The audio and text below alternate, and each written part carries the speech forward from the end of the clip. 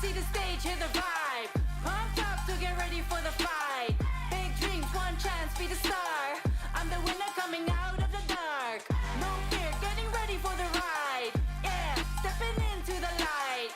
No limit, aim high. No limit, the prize is mine. Step out as a motivator. Let them know that the weight's up. That's how we know when we level up. Ay, that's how we know when we level up. Level up. All we know about is level up. Are we ready not to level up? You know we fall and we get up. Level up. All we know about is level up. Are we ready not to level up? It's time, get up. Back against the wall, still I'm standing tall. Know about the ball, I got my fan with me. All we know is ball to empty out the mouths. The chosen one they call, I take my fan with me. Know about it if you tell, know you're breaking codes. Want your credibility and all fall like dominoes. Can you really take a stance? All I wanna know.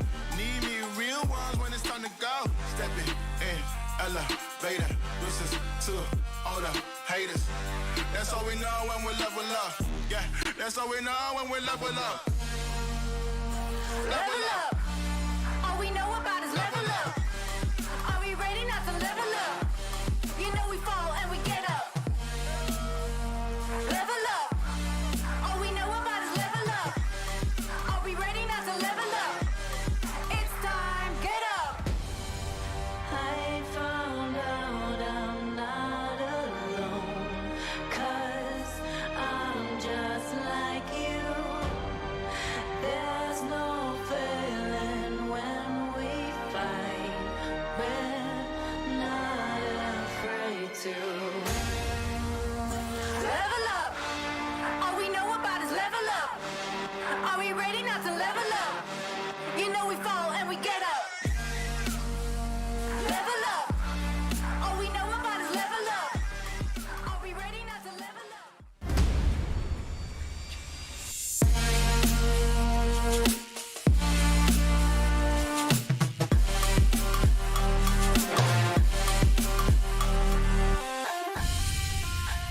Hello, everyone. Welcome back to the ESL Mobile Open. I'm your host, Paul Barum Toddkill, and we're here for the ladder finals for Asphalt 9 Legends for our fall season. And ooh, am I so excited. So excited, in fact, that I absolutely can't do this by myself. Glitter Explosion, of course, is back. And we're very ready for today. Not only are we going to be recapping all the great stuff that's happened over the last week, but we get to crown ourselves some champions on iOS and Android. Yes, and I have been waiting to be able to do the Asphalt 9, just anything outside of the mobile. You know how much I like watching this game, so I'm very excited for today.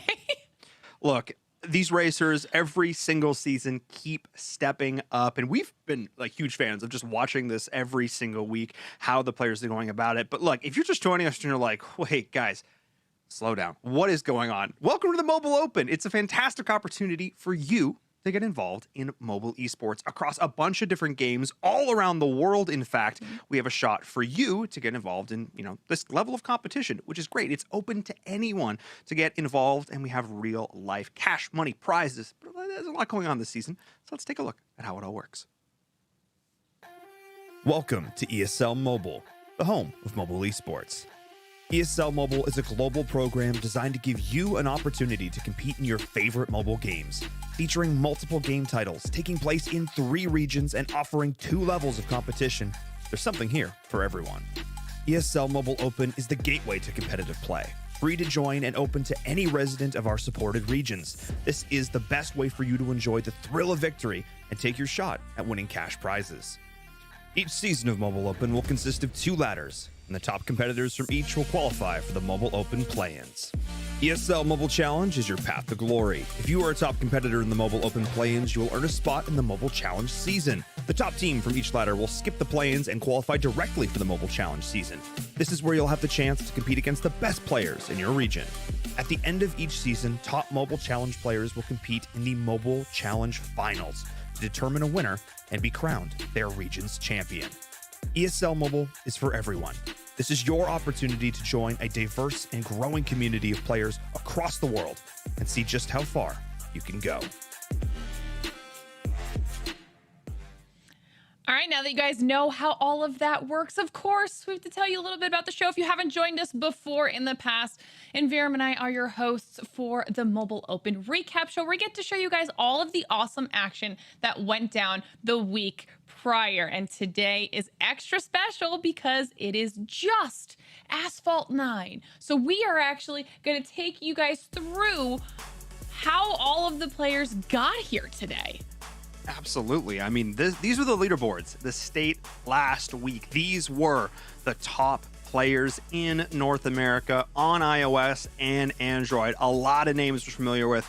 You know, Yogg Saron, formerly Wildhair, up there at the top, previous winner here in ESL Mobile, but a lot of other names that we don't necessarily know. Names like Pera, a name we do know, like Marf, who's up there, who, I don't know, maybe joining us later on in the show. Spoilers ahead, as well as some other fun names like Cynical and I Am Trash. But this is just the iOS leaderboard. We also have to take a look at Android and see how these players stepped it up. A lot of, again, familiar faces, players who talked about. Pickle, Diesel Dragon, Joker is back, as well as Proud Papa just squeaking into that top 8.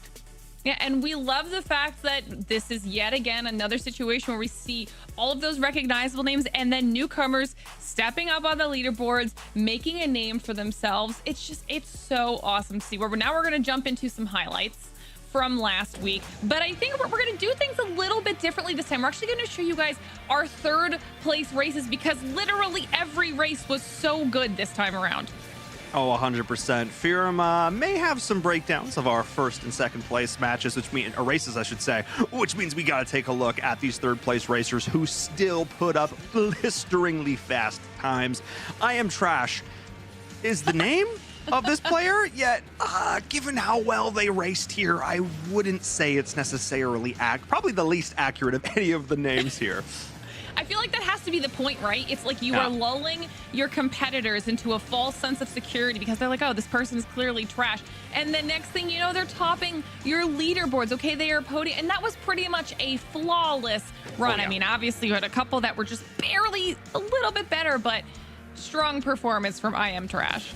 Oh, 100%. Now we're heading over on the other side with Daniver, who we've seen week over week here in the top 8. An incredibly consistent racer, someone who pulls off the tricks at the right times. And, you know, we look at sort of these two races side by side, Glitter, and on this one in particular, there's no ifs, ands, or buts on what the best route is. Really, it only comes down to some mild timings on when players opt to use their boost, how they're managing their nitro efficiency. But in stuff like this, he's going to hit the shockwave right as he lands to make sure that he gets that additional boost of speed heading into that air, maintaining that airspeed as best they can. But this is just cut and dry. That is just clean racing from both of these players. As we can see in the head-to-head, it's basically identical.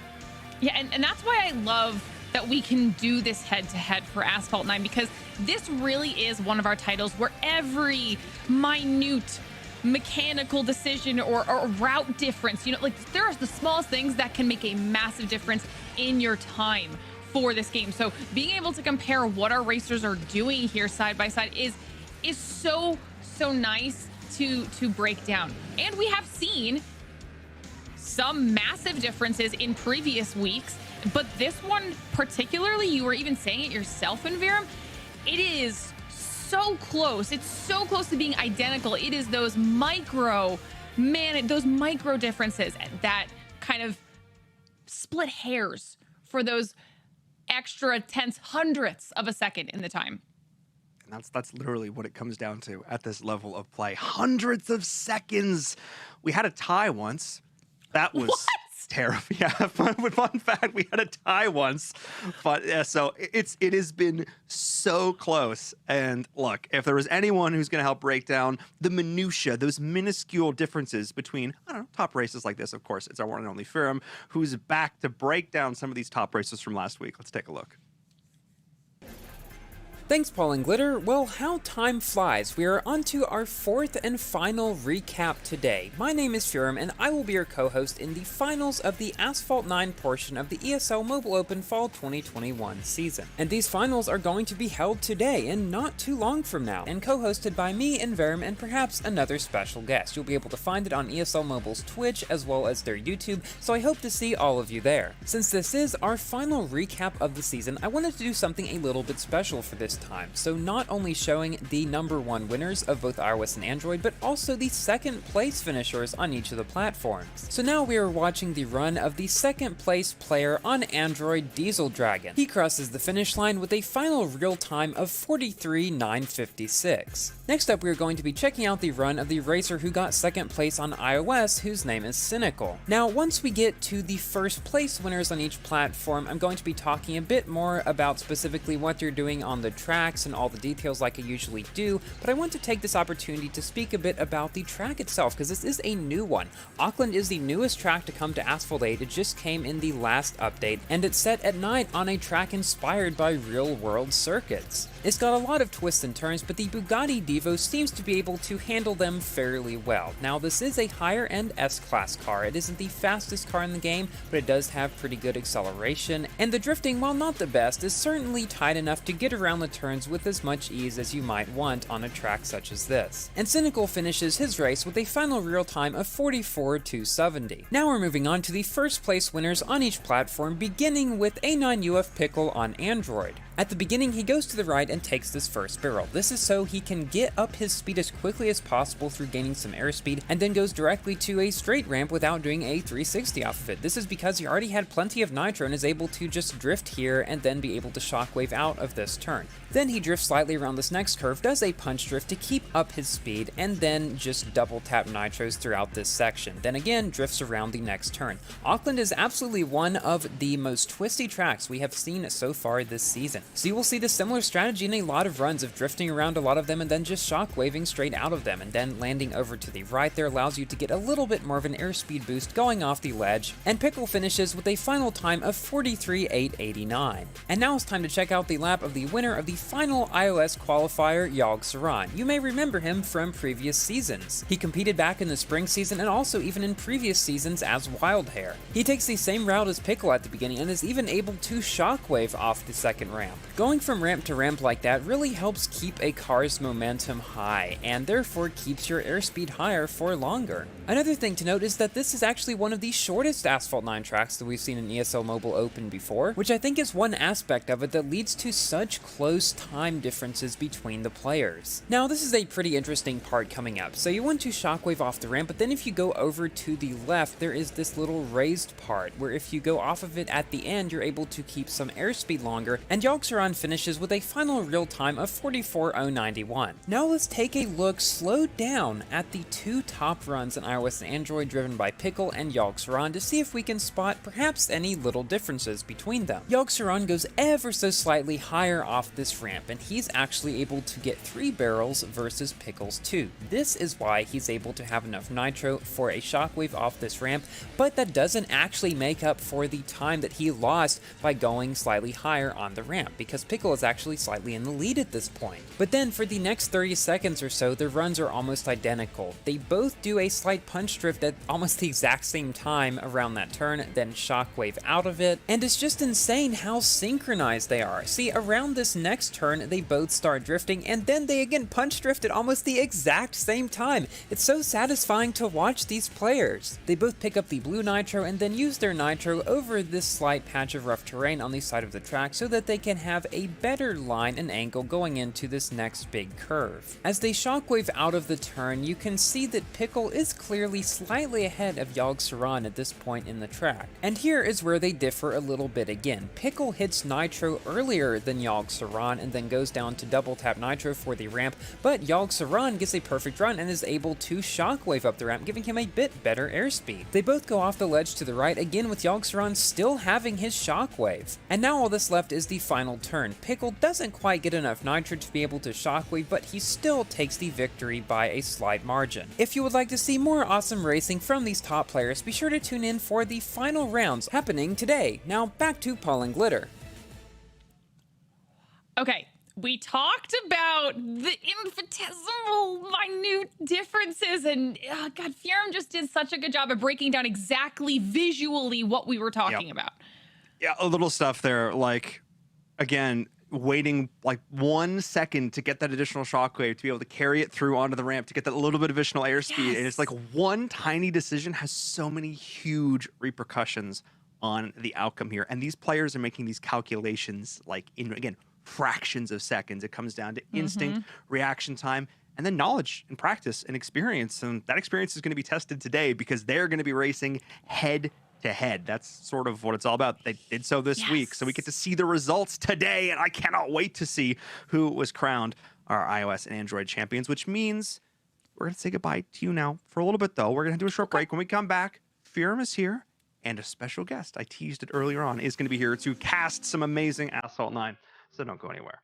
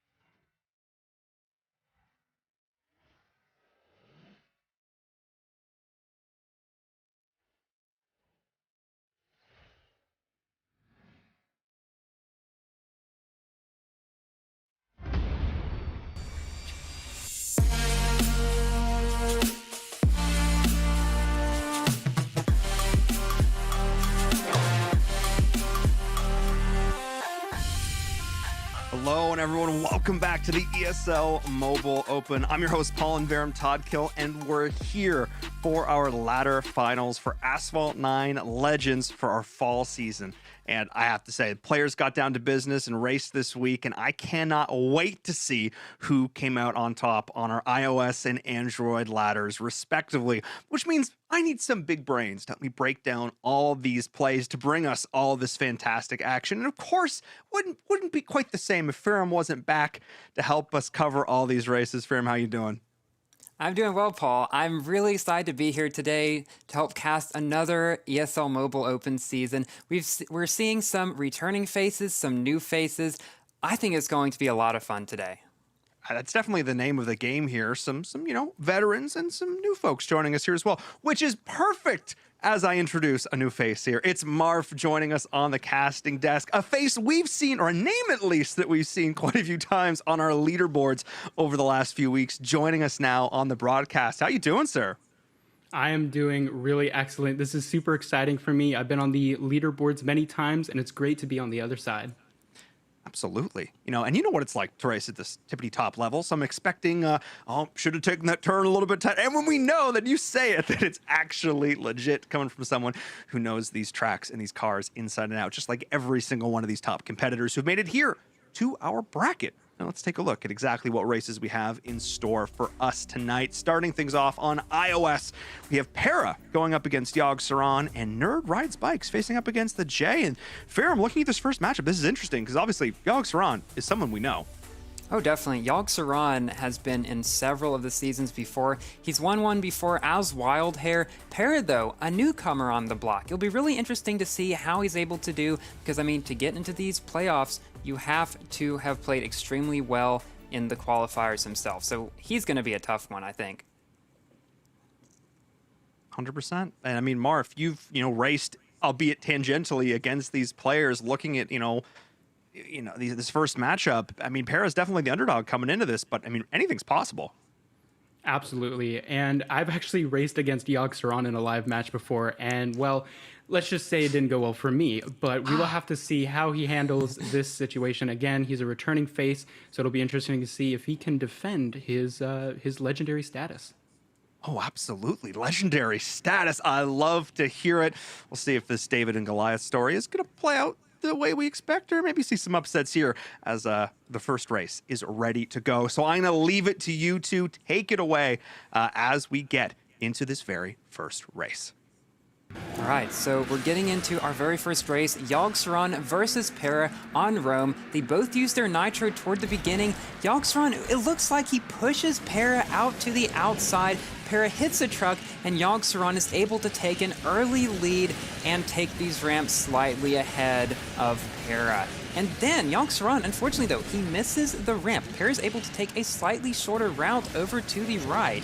And Yogg Saron getting a little bit behind here. Yeah, Pera's going to get a lot of airspeed here, but it looks like Yogg Saron's catching up. This is an incredibly intense fight as they switch positions back and forth. Yogg Saron, what happened there? That has got to be a very costly mistake. Pera takes an intense lead here, and oh my gosh, this could be the end, honestly, at this point. Pera's going to have to make a devastating mistake in order for Yogg Saron to catch up, but we know what he's capable of. We're still holding out to see, but man, that was something I was not expecting. Yeah, what an upset. Yogg Saron may have been trying to do... Oh my goodness. God. And then he wrecks again. That is a tough part of Rome. I'll give him that. It did not pay off for him at that point. Unfortunately, it looks like his tricks have not paid off well this first round, and Pera has gotten just further and further ahead. At this point, Pera would probably have to make a couple of mistakes in order for Yogg Saron to beat him, wouldn't you think? Absolutely. And something interesting I wanted to mention is Yogg Saron was really taking a risky route with that. Oh my goodness, gosh, again, a third one. This is really uncharacteristic of Yogg Saron. And wow, again, we're going to repeat this a lot of times, but this was just not expected of Yogg Saron. He's a returning legendary status player here. And I don't know if it's the nerves or something, but again, this was just not quite what we were looking for. Yeah, it must be. And I mean, probably after that first wreck was where he got a bit nervous and then started making a few more mistakes. But remember, guys, this is only the first out of a potential 3 rounds. We could see him come back. He's done 2-0s before, so he could very easily come back and do that again now.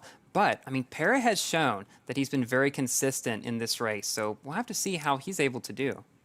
Absolutely. And again, that 2-0 is going to be very important. Yogg Saron's done it before. Can he do it again? But this time, it's going to be a reverse sweep.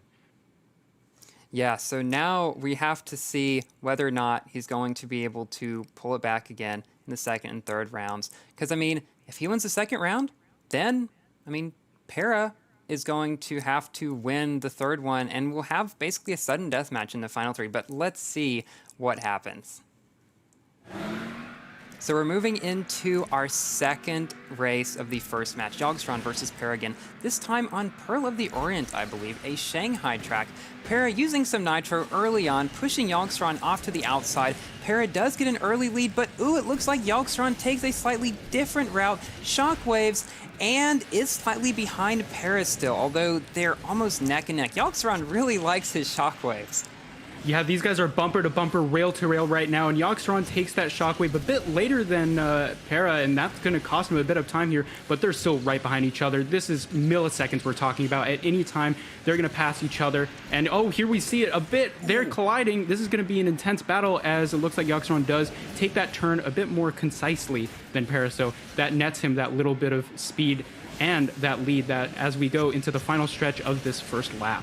It does, really. Just that little bit of extra speed you gain can really make a big difference, especially in a car such as this one. And Yoxeron is able to just go straight instead of 360 like Pera, which allows him to gain an even slightly bigger lead heading into the second lap. But again, they're both still neck and neck. Anything can happen. I think Pera has definitely shown himself to be a worthy contender, and I bet Yoxeron was not expecting this at all. Yeah, he's got to be shaking in his boots right now. Like, who is this guy? What is happening right now? But airspeed is going to be the name of the game. Yoxeron, he's got to keep that airspeed up as much as possible. And we're going to have to see how he deals with these next couple of turns here. Sometimes players can mess up on that little space there, but it looks like these players have got it nailed down, as we'll see as they come into one of these 90-degree bend corners here.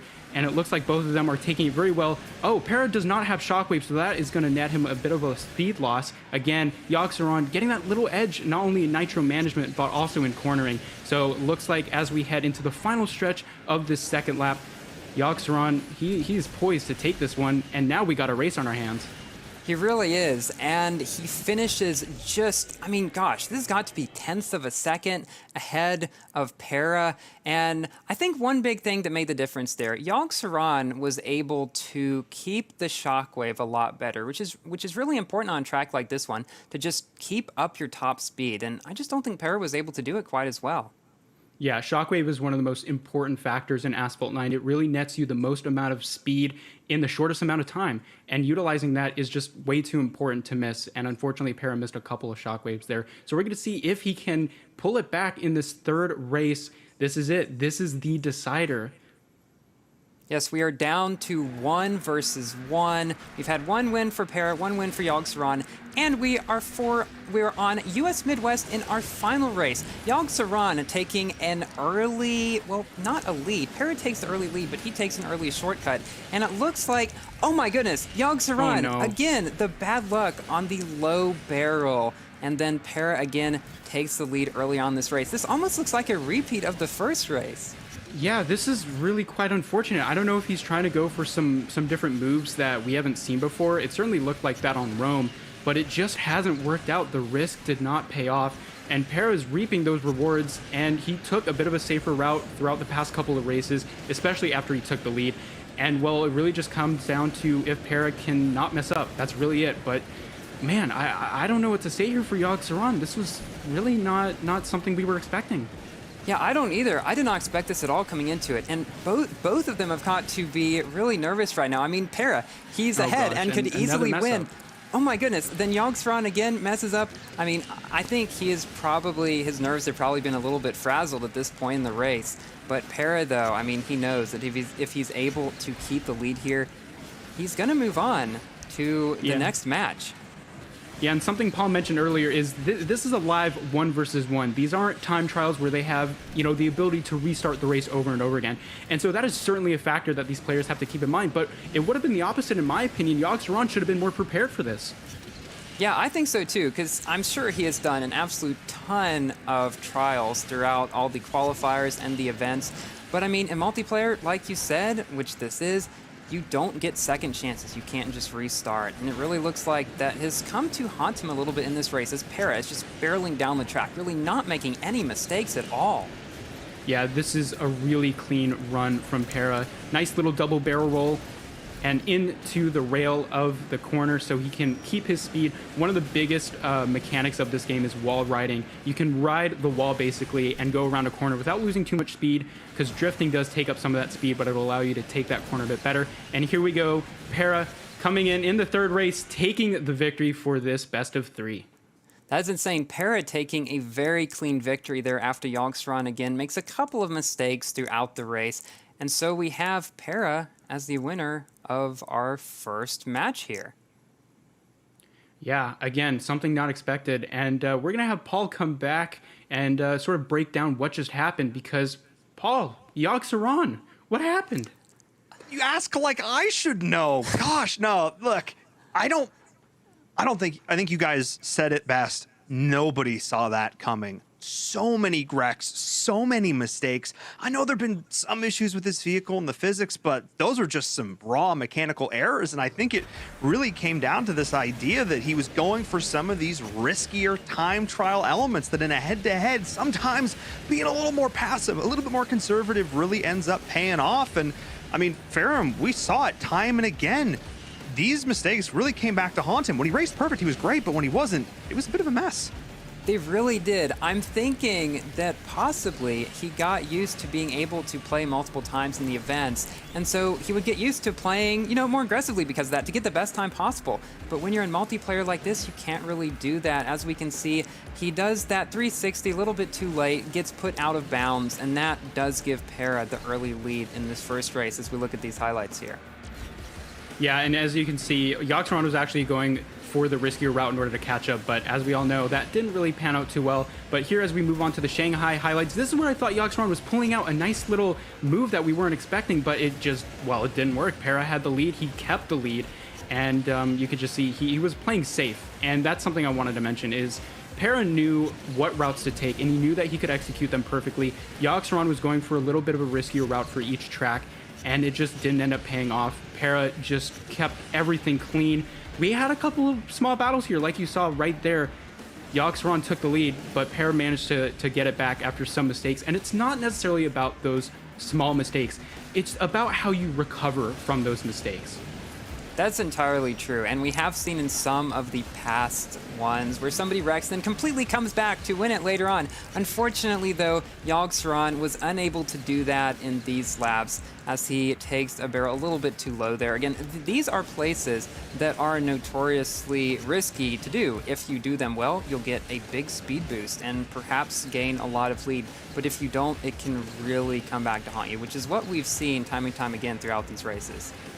And I'm just going to jump in because, we're looking at this. Pera just looks so clean. I mean, I'm watching the races back, really focusing on his POV. And as much as I think we're a little bit surprised by Yogg-Saron, I think we need to be celebrating Pera because, it really took Yogg-Saron getting incredibly physical in that second race to sort of knock him off his groove. But Pera just seemed like he got locked in, felt comfortable. And, I think you said it, Marv, just, playing the more safe racing style that he needed to. And I just have to give so many props here to Pera, who, very much deserved, for him as we take a look back at the final moments, very much deserved the victory here in this best of three. Oh, he definitely did. Pera is definitely going to be a force to be reckoned with from now on. I mean, we've seen him use some of the newer tricks, such as the floaty drifting, 360 before turn in order to get a better drift speed around it. So, I mean, he's been kind of flying under the radar, but he is certainly not going to anymore, not after these races. I could not agree more. Could not agree more. I'm excited to see Pera, who's, of course, moving on to our grand finals here for the iOS leaderboard. This one is going to be exciting, but of course, we've got a lot more action in store. We have Nerd Rides Bikes going up against the J next. That is going to be a ton of fun. We have to head to a short break, but when we come back, that race, so see in a few. Oh, wait, before I lied. Wait, hang on. Oh my gosh, I'm getting ahead of myself. We have an interview with Pera. Oh, right. I sat down with Pera earlier this week, and we need to hear from him before we go into this next race. Let's take a look. Hey, Pera. Thanks so much for taking the time to sit down and talk with me. First and foremost, congratulations on making it here to the finals of the ESL Mobile Open. Talk to us a little bit about your journey in Asphalt. How did you make it here?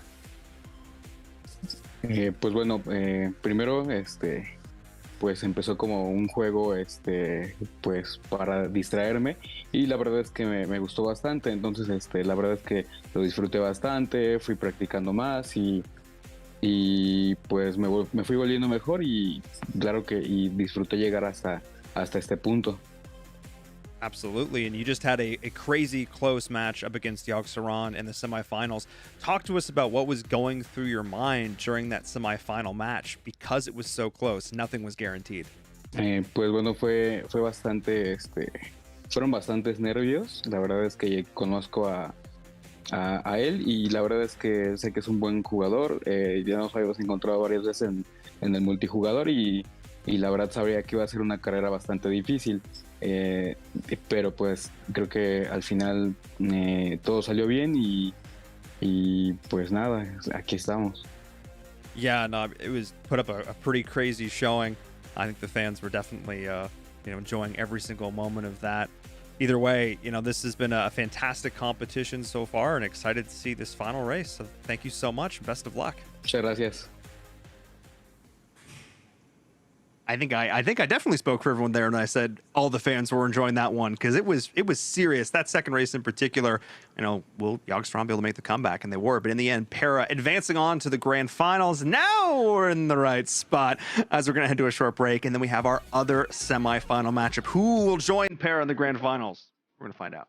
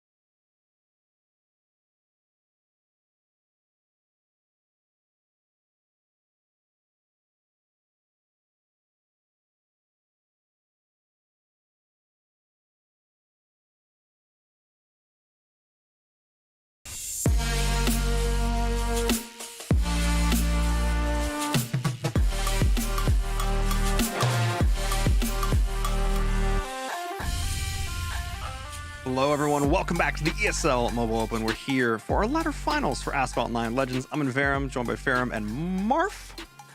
That's a new face. Welcome back on the show. And Inverum and Ferrum back to, gosh, that's going to be fun to say all night long, as we're going to have quite a few more races in store for all you fine folks at home. As I don't want to keep y'all waiting too much longer. I want to take a look at this bracket because Ferrum, we already know our first finalist. Now we got to find out our second. We do. We have the J and Nerd Rides Bikes. That's going to be tough to say. I might just refer to him as Nerd because that's one of the longest names I've seen here. The J and Nerd Rides Bikes. Yep. Messing up there. The J has been one of the strongest competitors previously and in the qualifiers. So I think we can especially expect to see some strong showing from him. But who knows? With Pera, we've seen new faces can do great things. So we'll have to see what Nerd can do. I agree. Absolutely. Yeah, and I think for this one, really, it's going to be, can the J, again, sort of like Jagstrom in our first semifinal, can they continue to live up sort of to the expectations that we've sort of set for them here, or will the underdog come in and strike? That's what we're going to find out. It's Ferrum, Marf. Let's get into this next semifinal. I'll leave it all to you. All right, so as we get into our first race with Nerd Rides Bikes and the J, we're on US Midwest again. This is the same track that we just saw Yog Saron play and against Pera on, taking two different routes at the beginning. The J taking a slightly shorter route and getting ahead toward the beginning. Nerd Ride Bikes, I see, he was taking a little bit of, oh my goodness, no, he wrecks. He takes a bit of a safer route, but then wrecks going that way anyway, and the J just has a very strong lead now. Absolutely, and I was very interested to see what the routes these players are going to take, because we saw the risky routes players were taking in the last match. The J took that risky route. Nerd was taking a bit of a safer route. I was not expecting him to wreck, because I thought he was playing safe, which could be a very viable strategy. But the J, we know his consistency, we know how good he is, and well, he just pulled ahead after the wreck. He is not looking back. He is barreling towards the next lap already, and this is just almost a done race at this point. Oh, definitely. And if I know anything about the J, he's been very consistent throughout the whole time. He doesn't let his nerves get to him. So I think we're probably going to see maybe some more safe playing from the J, because, I mean, he knows if he doesn't make mistakes, he's got this one in the bag. Nerd is the one who really has to either rely on the J making a mistake or just pull off some really crazy moves here. And he's got quite far behind at this point. Yeah, and we even saw the J take that safe route that Nerd took in the first lap, just to make sure the J doesn't wreck, doesn't give up this lead, doesn't give him anything to work with for Nerd here. And this is just not that great for Nerd. I'm really sorry to see him wreck there. I think he had a great run, a great strategy going in, but the J, again, I said it before, he is very, very concise about what routes he takes. He executes them perfectly. He doesn't mess up. And, well, that's just unfortunate for Nerd. I mean, it was a great start. They had their different strategies, and the J just pulls ahead there. Yeah, it just didn't pay off for Nerd this time. But again, this is only the first out of 3. Anything could happen, as we've seen in the previous rounds. But this one, it looks like, is pretty much said and done as the J... Oh, the J wrecks right before the finish line, right before the ramp. But he got so far ahead that it is completely okay. He takes the victory in this race. Even with that wreck at the end, Nerd was still not on the map at all. That was crazy. Yeah, one wreck in this game can mean such a huge deal. And the fact that the J made a wreck at the end and he brushed it off, it didn't even matter. That's how far ahead he was. Yeah, he really was. And that's just crazy. I mean, he really played extremely well in that round, and I know we can expect to see that going forward in future rounds as we head into our second race here. So he's facing Nerd again, this time on Rome. The J uses that early nitro to maybe get that slight early lead ahead of Nerd Ride Spikes, but he gets a little bit toward the outside, but then passes on the inside. A lot of back and forth going on at the beginning right here. Yeah, that shockwave was crucial for the J to take this early lead. We're going to see what route he goes. He doesn't opt to take that barrel roll. What is that? He just drives straight into the wall. I don't know what happened there. That is a very uncharacteristic mistake. We've been praising these legendary players such as the J and Yog Saron, but all of a sudden they're making these mistakes on Rome. Something happened to Nerd too. Something happened to Nerd too, I think. Wow, they both made mistakes really early on, and wow, Nerd is slightly ahead, but the J is catching up. Yeah, these guys are neck and neck now. These mistakes have, I guess, evened themselves out. And so we'll see. Nerd takes a slightly longer route, but he manages to get that nitro. Actually breaks there, not utilizing the full shockwave so he could get it in the air. And he's going to take the safer route. The J is going to take a more riskier, but yet more airtime filled route. And as we can see, it pays off for him as they head into the second lap here. Nerd rides bikes.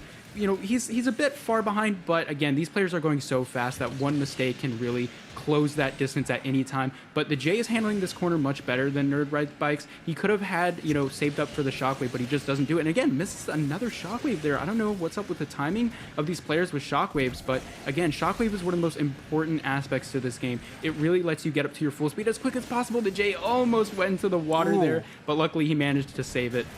Yeah, Jay has been saving a lot of potentially devastating plays throughout this run, taking that lead. Nerd Ride Bikes knew early on that he might have a chance against the J, but as we're into our second lap here, unless the J makes a fatal mistake, it does not look good for Nerd. The J opting to take the safer route this time, as he should, being ahead so far. Yeah, he's just way ahead at this point, like maybe 10 seconds. So he'd have to wreck a couple of times. Doesn't look like he's going to, and he crosses the finish line in first place for our first 2-0 of the day. Yeah, and again, we saw the Jay take that safer route when he secured first place on the second lap. He knows he doesn't need to give anything up. He knows how well, if he uses that safe route, he's going to secure that first place. Yeah, and now let's see what Paul has to say about this as we look at some of the highlights. That was something that we kind of expected. I don't know if I expected it that strong. Yeah, let's take a look back, because the thing that really stood out to me is how much both of these players were wrecking, even today, not only just in this race. It's this vehicle, it's the nerves, it's a combination of factors, but players are having a bit of a struggle. As, the physics on that one, we've seen both of them wreck at some inopportune times. So really, I think the name of the game today is all about how these players deal with adversity, how they deal with wrecking, how they're able to reset their mental coming back into this. Because if these two opening races, firm or anything to go by, I think we're going to be seeing some pretty chaotic races. Oh yeah, I think so too. And one thing that we've learned from these races is that even though the Jay and Nerd both made some mistakes, what really set them apart, I believe, is the Jay's ability to just not let it affect him. He was able to come back from them so well. I think that Nerd got some of his nerves frazzled a little bit and was unable to catch up, even playing some of the safer routes and everything. The Jay, though, wrecking early on Rome there, we didn't really expect that, but he was able to come back in a big way. Yeah, that was a very big opportunity for Nerd to take that Rome match, but unfortunately he just couldn't quite pull it out. That was just some unexpected wrecks, like you mentioned earlier, but something that is so crucial, not only are the mistakes, but how you recover. And you can see here, the Jay knows exactly how to do so. As soon as he wrecks, he is right back on Nerd's tail, bumper to bumper. These players playing so close together, but the Jay just understands how to catch up very quickly and recover from his mistakes. Yeah, the Jay just does not let his wrecks affect him at all. Even with the wreck earlier in the race, he goes the risky way again, which pays off for him. This is the kind of thing that we see from these players who go on to, win a lot of these matches. They don't let their mistakes get them down. And Nerd Rides Vice, unfortunately, I think he did a little bit.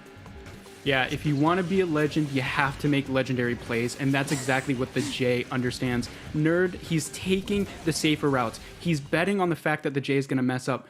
And they both do mess up, but the Jay is able to recover all of the time and make those risky plays to catch up. Yeah, he really is, and the Nerd just wasn't able to quite as well. Yeah, and I think the thing that's really standing out to me in all this is, again, the slight adaptations, going for the riskier route when you're behind, but adapting there at the end, saying, okay, I'm going to take the safer route once I'm ahead. I know I have that lead. I'm where I'm supposed to be. At this point, it's just not to make mistakes. That's what this is really all about. Maybe we can hear more about it with an interview with the Jay going into this finals. Let's take a look. Hey, the Jay, thanks so much for taking the time to sit down and talk with me. Congratulations on that semifinal victory. Took it calm, confident in 2-0. And given the way we've seen you race so far this season, that's not a big surprise. We've covered you a bunch of times on our shows over the last few weeks because you're constantly at the top of the leaderboard. How is it that you're able to consistently repeat these performances? Well, honestly, I kind of don't look at myself as someone who's really that consistent. I've been described as not being that consistent in other terms. It's mostly been, I've been in the community for a couple of years. I've known a lot of the other people who have been competing in the ESL, especially in this region, in the past. Several of them you've seen before, and I've seen many of their laps. For a lot of us are friends. So, it's more of a just ask, for tips and whatnot. And I've just seen so many of their laps. And at some point, a lot of practice and a lot of knowledge, and sometimes you get lucky, and that's the goal with it is just, especially when there's only a few races, is just to do as well as you can and hope you get lucky sometime. I'm gonna jump in because you're chronically selling yourself short on this one. There's not an accident that you've made it here, and there's not an accident that you 2-0'd in that race. But still, credit across the board because there are a lot of high-level racers in this field of competition. But now you're at a point where you are looking towards this sort of competition as a whole. And obviously, it's all about one-on-one competition. How is that different than doing time trials, having to deal with the fact that you're racing against another human being? Well, there's a lot of factors. Many times, if you know that person, you could also know their driving style. When you're in a time trial, there's two different ways the time trial can go. There can be other AIs there, and you have to try figuring out the best way to navigate the AIs. Or in many of these ESL time trials, there's no AIs, and it's just going full out for the best route possible. In a multiplayer race, or especially in a one-on-one race, the goal isn't even necessarily to have the best time. It's to adjust to your opponent, try making sure they can't run you off the road if you feel that they may be given that opportunity. And if you have a big enough lead, there's no reason to risk it, especially with a car like this car, which is prone to some flips and some issues with the physics on some jumps, and you have to be careful with that. Different cars drive differently, and when you're doing a time trial, you don't necessarily have to be careful. You just go for the best possible in the multiplayer, and especially these events where it's a small sample size and a challenging car to drive at some point, you have to be careful to an extent, especially given the situation. Absolutely. This car is blisteringly fast, so 1 second possibly getting out of control can cost you. Yeah, totally different mentality coming in. You're not racing against the computer this time. You just have to beat the other person you're up against. And you did. Congratulations again on that semi-final win. Best of luck.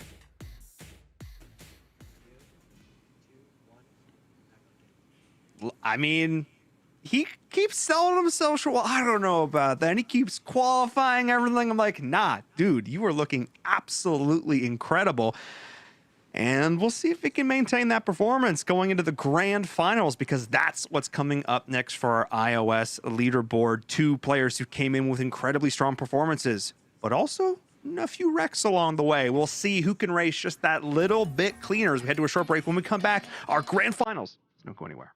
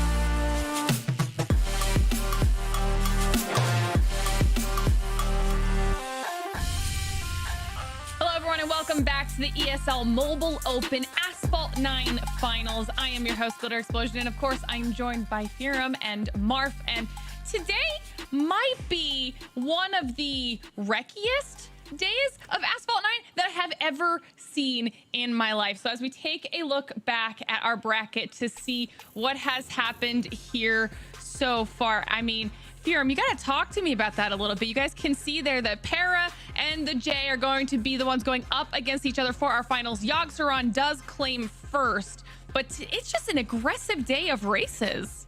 It really has been. And I mean, Pera and the J, I think it really comes down to them just being the most consistent out of the bunch. I mean, we have seen Rex and just going out from almost everybody, but they've really they've been able to come back from their mistakes in a big way. Yeah, I mean, I was not expecting a demolition derby today, but that looks like what we're getting today, which, you know what, is kind of fun to watch. All right, well, as I said, we saw Yogg there in third, and now we have to see which player will take home the grand prize, and I believe that matchup is about ready, so guys, take it away. All right, so we are moving on to our final match of Android, or the first of 5 races in the final match, I should say. Pera versus the J, battling a lot on this first ramp here. It looks like Pera takes a very early lead, but the J is right behind him, catches up to him before this, goes off slightly lower, almost wrecks. Oh my goodness, Pera lands on him, knocks him down, but then Pera goes out of bounds. It's almost like they're back equal. Oh my gosh. This is absolutely crazy. We've never seen anything like this. Players knocking down and then going out of bounds at the same time. Looks like the J is going to take a very wide route here. Pera is going to be hitting that wall, losing some speed. So the J has a bit of opportunity to catch some speed and keep up.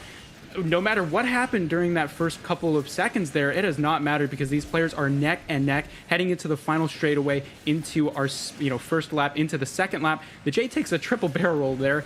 And as we head into this corner, we're going to see if those players have to fight again for that ramp, because that ramp gives you a lot of airspeed. It's very crucial for your beginning of this lap. And they're pretty much back to where they were at the beginning of the first lap. This is insane. And oh my gosh, another knockdown. Wow, it's like the opposite of what happened on the first round. Now, if that's not karma, I don't know what is. The J takes the lead, and in the beginning of the second lap, Pera pretty far behind. I don't think we've seen deja vu like that before. No, I don't think we have. This was really crazy to see. And the J, again, we've talked about him taking safer routes when he's, knows he can secure that victory. And that's exactly what's happening now. We don't see him going for anything too crazy. Pera is just a bit too far behind. And the J knows that he has a lot of opportunity to take this W for this first race here as he pulls into the finish line for our first race. Yeah, I mean, he knows that as long as he just keeps playing the safe routes and everything, if he's ahead, he's good. And so he takes our first of 5 matches. So, I mean, if he wins the next 2, he wins it. If it goes 2-2, then we'll have all 5. I mean, that was just, I haven't seen a race like that before. Yeah, it was pretty close for a majority of the time. It was really intense to see which player is going to take it. And again, we talked about the J's recoveries, and he was just doing fantastic recoveries there. He really was. And the knockdowns back and forth, I think that is probably one of the funniest races that I've seen in the Mobile Open, just because of the back and forth constantly throughout it. It's just a fun track as well. So absolutely, I had a lot of fun with that one. I was not expecting a demolition derby, like I said earlier, but to see one, well, it's a lot of fun, and there's a lot of destruction. But again, those players, are they going to continue to pull out those victories as we head into our next race? We're going to have to see if the J can continue to extend his lead, and Pera is going to be battling for that first victory. This time we are on Himalayas, a track we have not seen yet today. Pera versus the J. Again, the J getting that early lead, taking the first turn very sharply, but unfortunately hitting some of the cars. It doesn't seem to affect him too much though, as he does take and maintain the early lead. But Pera not too far behind, both of them doing the 360s in order to get up their nitro. But coming into a section where if you go off to the left too early, you might wreck a bit. Looks like both of them are playing this part pretty safe, though. Yeah, we saw the J recover from almost a failed barrel roll, so he was very lucky in that he was managed to recover that. And these players, they're pretty close right now, and so at any moment we could see the J, just sort of give up a bit of a lead, and that's kind of what we're seeing here. Pera's ever so slightly keeping up with the J as we see him coming around the chicane and into one of the final ramps on this lap. And Pera hits the rock. That is not quite right. That is not going to lead him into a victory for this race, and the J is just going to pull ahead. Yeah, he's not looking back. He is going for it. And wow, I mean, lots of wrecks this time around. These players, I don't know if it's nerves or if they're just they're shaking. They're trembling. I don't know what it is either. I was actually about to comment right before that wreck that Pera has actually been one of the most consistent ones we've seen so far. But then he wrecks there too. I think every single competitor so far has wrecked at least once. And I think you're entirely right. It probably has to do with some of the nerves and everything. But Pera, I mean, he is not letting it get to him. He's been playing very well throughout this, but unfortunately, he will have to rely on the J making some kind of mistake if he wants to have a chance to catch up. And since they're coming up toward the end of the race here, not much chance for that left. Yeah, no, Pera can do nothing. It is all for nothing. The J is going to take this second victory here. Probably going to make it 2-0 here in a couple of seconds as he comes around to the final jump of the second lap. And it was just such a shame. That one wreck really just kept it going for the J. And here he is. Really did. And Pera, I noticed that he was very careful on the second lap to go lower on that ramp. That actually, he went too high on the first lap, and I believe that's why he wrecked there. But, I mean, as you can see, a lot of the time, a single wreck can really change the course of things. Yeah, and only a single wreck is some of the work that we're expecting from these players, because in those previous races, lots of wrecks, stuff we weren't expecting, lots of mistakes being made. So this one wreck deciding the whole race is more in line with what we're used to, because these players know these tracks like the back of their hand. It definitely is. And I think as they get more used to the multiplayer setting that they're in, as they play more and more races, we'll probably start to see less wrecks, I would assume, as they get really into the swing of things here, because they're probably just used to the events. Yeah, and we'll also see probably some new strategies, because again, they're right next to each other. They're not just by themselves. They can restart anytime. No, this is one shot. So they're going to try and pull some riskier moves. And we're going to go to our third race in this series. And hopefully the J, he's going to be looking to get this sweep with the 0-3. Pera, he needs to get his first win on the board in order to have a chance to win this best of 5. Because the J has gotten 2 wins so far, which is absolutely crazy. Oh, no. Oh, my goodness. Pera, he gets knocked down. The J seems to have this lead right here. I mean, we might really see a full sweep here. Pera doing very well against Yogg Saron. Unfortunately, not doing so well against the J. I think some of it was probably bad luck, but the J knows at this point, if he just plays safe, again, as he seems to do whenever he's in first like this, he's really got it in the bag. Yeah, and we saw the J actually take a longer route right after that knockdown or wreck there. So that allows Pera to keep at least somewhat of a realistic, chance in catching up. But again, it all comes down to how well the J handles this next lap. And keep in mind, when they go onto the second lap, they're coming at it in full speed. They're not starting from zero. So they kind of have to take some of these first corners a bit differently than they normally would. But it's something that the J clearly, as you can see, is really prepared for. Oh, yeah. And that's another thing that you mentioned about the 2 laps. The qualifiers, they were only 1 lap apiece. So now that we have 2 laps, that's yet another difference. Whoa. The J doing a crazy stunt there. Don't know what happened. Doesn't wreck with it, though. So he's still maintaining a pretty hefty lead here. Yeah, he's more than a couple of seconds ahead of Pera, and so we're looking at probably multiple wrecks. The J looks like he's about to take a different route. We'll have to see what's going on, but Pera does have a bit of an opportunity. Yeah, he's going down the train yard. That is not the quickest route you can take, so Pera, it doesn't look like it'll mean much at the end of the day, but it could have been if the J didn't know how to handle it properly. We've talked about his recoveries, and this is a good recovery. He's managed to keep this lead, and he is going to take the sweep 0-3. The J is the winner for our iOS bracket.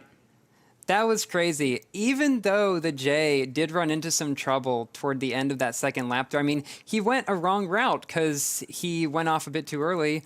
And now let's see what Glitter has to say about this. I mean, this has been quite the match. We saw a full sweep here. Okay, we saw the full sweep, but also more wrecks. Watching players have to recover from these things. I mean, the entire experience today was so different than what we typically see, and it made it that much more entertaining for us to watch and to experience, right? I mean, not only did we watch the J dominate, but Pera, we have to give so much love to Pera. New name on our leaderboards, new name to the Mobile Open, and he is just doing phenomenally. He has been. Pera is probably one of the most skilled players that we've seen in ESL that we haven't, or that we've seen in the Mobile Open that we have not seen in a previous season. I mean, unless he is under a different name, we haven't seen him before. He was putting up some amazingly close races against some of the real legends of the Mobile Open. The J, Yalg Saran, not really letting his nerves get to him in any of them. Unfortunately, in these final races here, the J was able to take it due to some knockdowns, a little bit of luck, but a lot of skill from both players. Yeah, look, Pera came out swinging. He had a lot of great talent here, as we've seen. And just to make it to the grand finals on your first appearance is a great note. Again, unfortunately, it didn't quite work out due to some wrecks. But man, I think this is something he can go home with and say, you know what, this is a great start. And honestly, I would love to see him back because, again, straight to the grand finals, first appearance, that is not something to scoff at. No, it certainly is not. He's played extremely well, even with that one wreck there. I mean, he was very consistent all the way throughout it. I would love to see him back again, too, because he's played extremely well for a new player. Seems like he knows a lot of the tricks and routes. And I mean, he beat Yalg Saran. He almost beat the J multiple times. That is absolutely something to be proud of. Yeah, no, yeah. I mean, I'm just going to jump in here because you guys are making so many good points, but I couldn't agree any more. I mean, the fact that, you know, it's his first time here and he makes the finals, that's massive for any competitor in any scene. That is huge. So definitely somebody we're going to be keeping our eyes on here in the Mobile Open. But I mean, we even heard in that interview that Jay kind of underselling himself a little bit there with Enviram, and now we watch him win the finals for iOS with a sweep. I mean, I think he's gonna have to start selling himself short here now, huh, guys? Yeah, he definitely has been. And I mean, these races have shown that he can definitely do extremely well. He can come back from mistakes like almost no one else that I've seen. Yeah, absolutely. That mistake recovery ability, that is probably the most prominent feature we can talk about with the Jays playing style. Again, that really made the difference with him taking the grand finals in a 0-3 sweep. And I mean, speaking of the J, obviously as our winner, we've got to check back in with him, and Enviram did just that. So let's take a look. Hey, the J, welcome back and congratulations. You are our ESL Mobile Open champion for Asphalt 9 Legends. You did it with a clean sweep, not dropping a single race all night long. Talked to you before about consistency, and at this point, I think you've proved when push comes to shove, you certainly can deliver. Talk to us about what was going through your mind during that last match when you were up 2-0 and you knew you only had to win one more race to claim the whole thing. Well, after you get the first two races, I did get a bit lucky with, you know, how some of it turned out. Opponents, you know, had a bit of issues with the physics and whatnot. Credit to them. Sometimes this happens. I was kind of just focused on being as safe as possible. Even up 2-0, I was just focused on being as safe as possible, not wrecking. I've had past experience with this. I have wrecked before. I know exactly how that goes. It happens a lot in the time trials, and every time limited event, and a lot of times in multiplayer where you feel like you have an insurmountable lead, and then all of a sudden it's gone in the blink of an eye. And even though it's 2-0, 3 races is still a small sample size. It's very possible to lose 3 straight. So it was mostly just, you know, steady hands, be calm, and don't like move my arms until it's over, and then relax. Just rigid shoulders, and that was it. Easy. And yeah, again, you did it clean in style. It seems like you're definitely more of that defensive driver, I guess, in the situation. When you're in the head-to-head, it's as much about not wrecking as it is about beating your opponent, which I think really paid off for you here. But just having that bit of a safer race really, you know, allowed you to get it through pretty much, again, unscathed in the entire competition, which is fantastic. I also appreciate just how great of a performance you put on here. So congratulations once again. Do you have any shout-outs before we say goodbye? Everyone that deserves a shout out I've already told, so they know. They know. Look, they got it. You got it.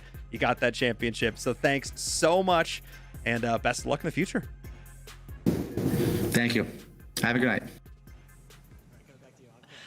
All right, that was fantastic to be able to hear from the J there and in Virum. I mean, very, very well-deserved win. But guys, this is only half of our day, okay? We still have an entire Android leaderboard to go through. So we're going to be sending it to a quick break. But when we come back, we'll be jumping into our first semis for the Android leaderboard. Don't go anywhere.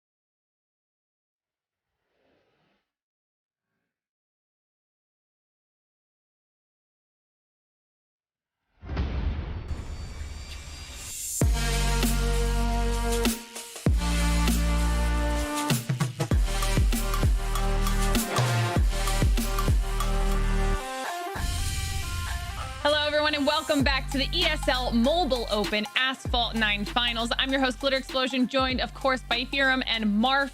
Now, if you guys are just joining us, we just wrapped up our iOS side of things, so let's take a quick look back at that leaderboard so you can play catch-up if you need to. Of course, massive congratulations to the J for pulling down the win there. I mean, that was a very, very well-deserved win. Pera there in second place and Yogg Saron pulling in third. But now it is time for us to move on to Android. And if iOS is any indication, Firum, things are going to be a little bit crazy here. Oh yeah, I mean, the iOS was some of the most demolition derby kind of racing we've seen in the Mobile Open so far.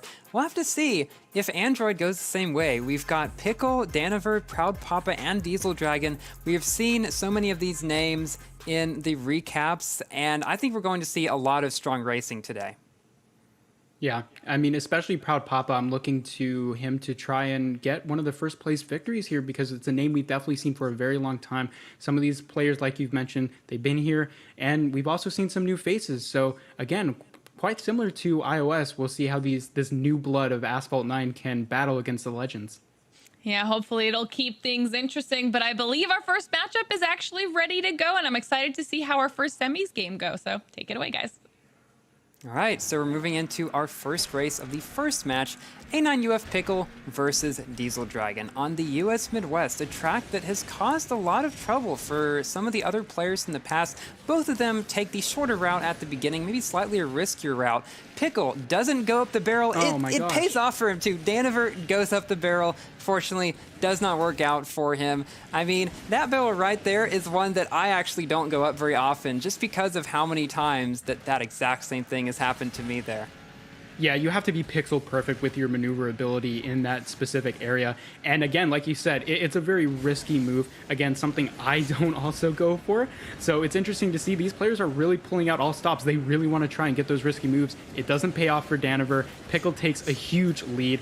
And again, one wreck could have decided this whole match, and we'll see in the second lap if Daniver has anything to say about it, or if Pickle manages to make some big mistakes. But again, one wreck, huge consequences, and we saw it there with Pickle taking a very large lead going into this second lap. Definitely, but I would say that probably they are still only maybe one mistake away. It looks like, though, that Pickle is pulling even further and further ahead. He's not even on the map anymore. Again, taking the route that's the shorter one, but still not doing the barrel. It looks like Daniver takes a slightly longer route. It looks like he didn't want to do the same thing he did the first time, and it pays off for him. He does not wreck this time, and is he actually catching up to Pickle a little bit? I almost feel like he is. Yeah, it does look like he is gaining some time right behind Pickle here. Unfortunately, it doesn't seem to be at a brisk enough pace in order to catch him by the end of the lap. But that decision to take the safe route was very interesting by Daniver. It's not something that would gain you a lot of time. You do avoid that wreck, but at this point, you really have to be able to pull out all of those risks in order to catch up. And I guess Daniver wasn't willing to go for that, which is respectable. But still, Pickle, he's going to keep this lead into our first track here. He's going to take the first point, and unfortunately Daniver's he doesn't have anything to say about this. Pickle is going to take the victory here in our first match. Yeah, Pickle played fairly safe, I would say, throughout this race. It paid off for him in this case. He didn't really go for any super risky strats. Like, I'd say he went kind of middle. Like, he took some shorter routes, didn't go for anything that was majorly risky, and it really paid off for him this time.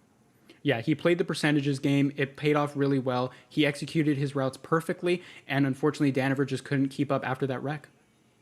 Yeah, so let's move on to our next race and see if Daniver is able to come back and tie this one up, or maybe we'll see another sweep here. Daniver does get slightly ahead in the beginning, and he takes a very good line, is able to keep Pickle from passing him, which is very important on that first turn there. But I'm really interested to see how they will take this next section, which is infamous for wrecking a lot of the time. They both are able to take that ramp, and they both get that barrel there. That is very unusual to see both players get such an unlikely occurrence.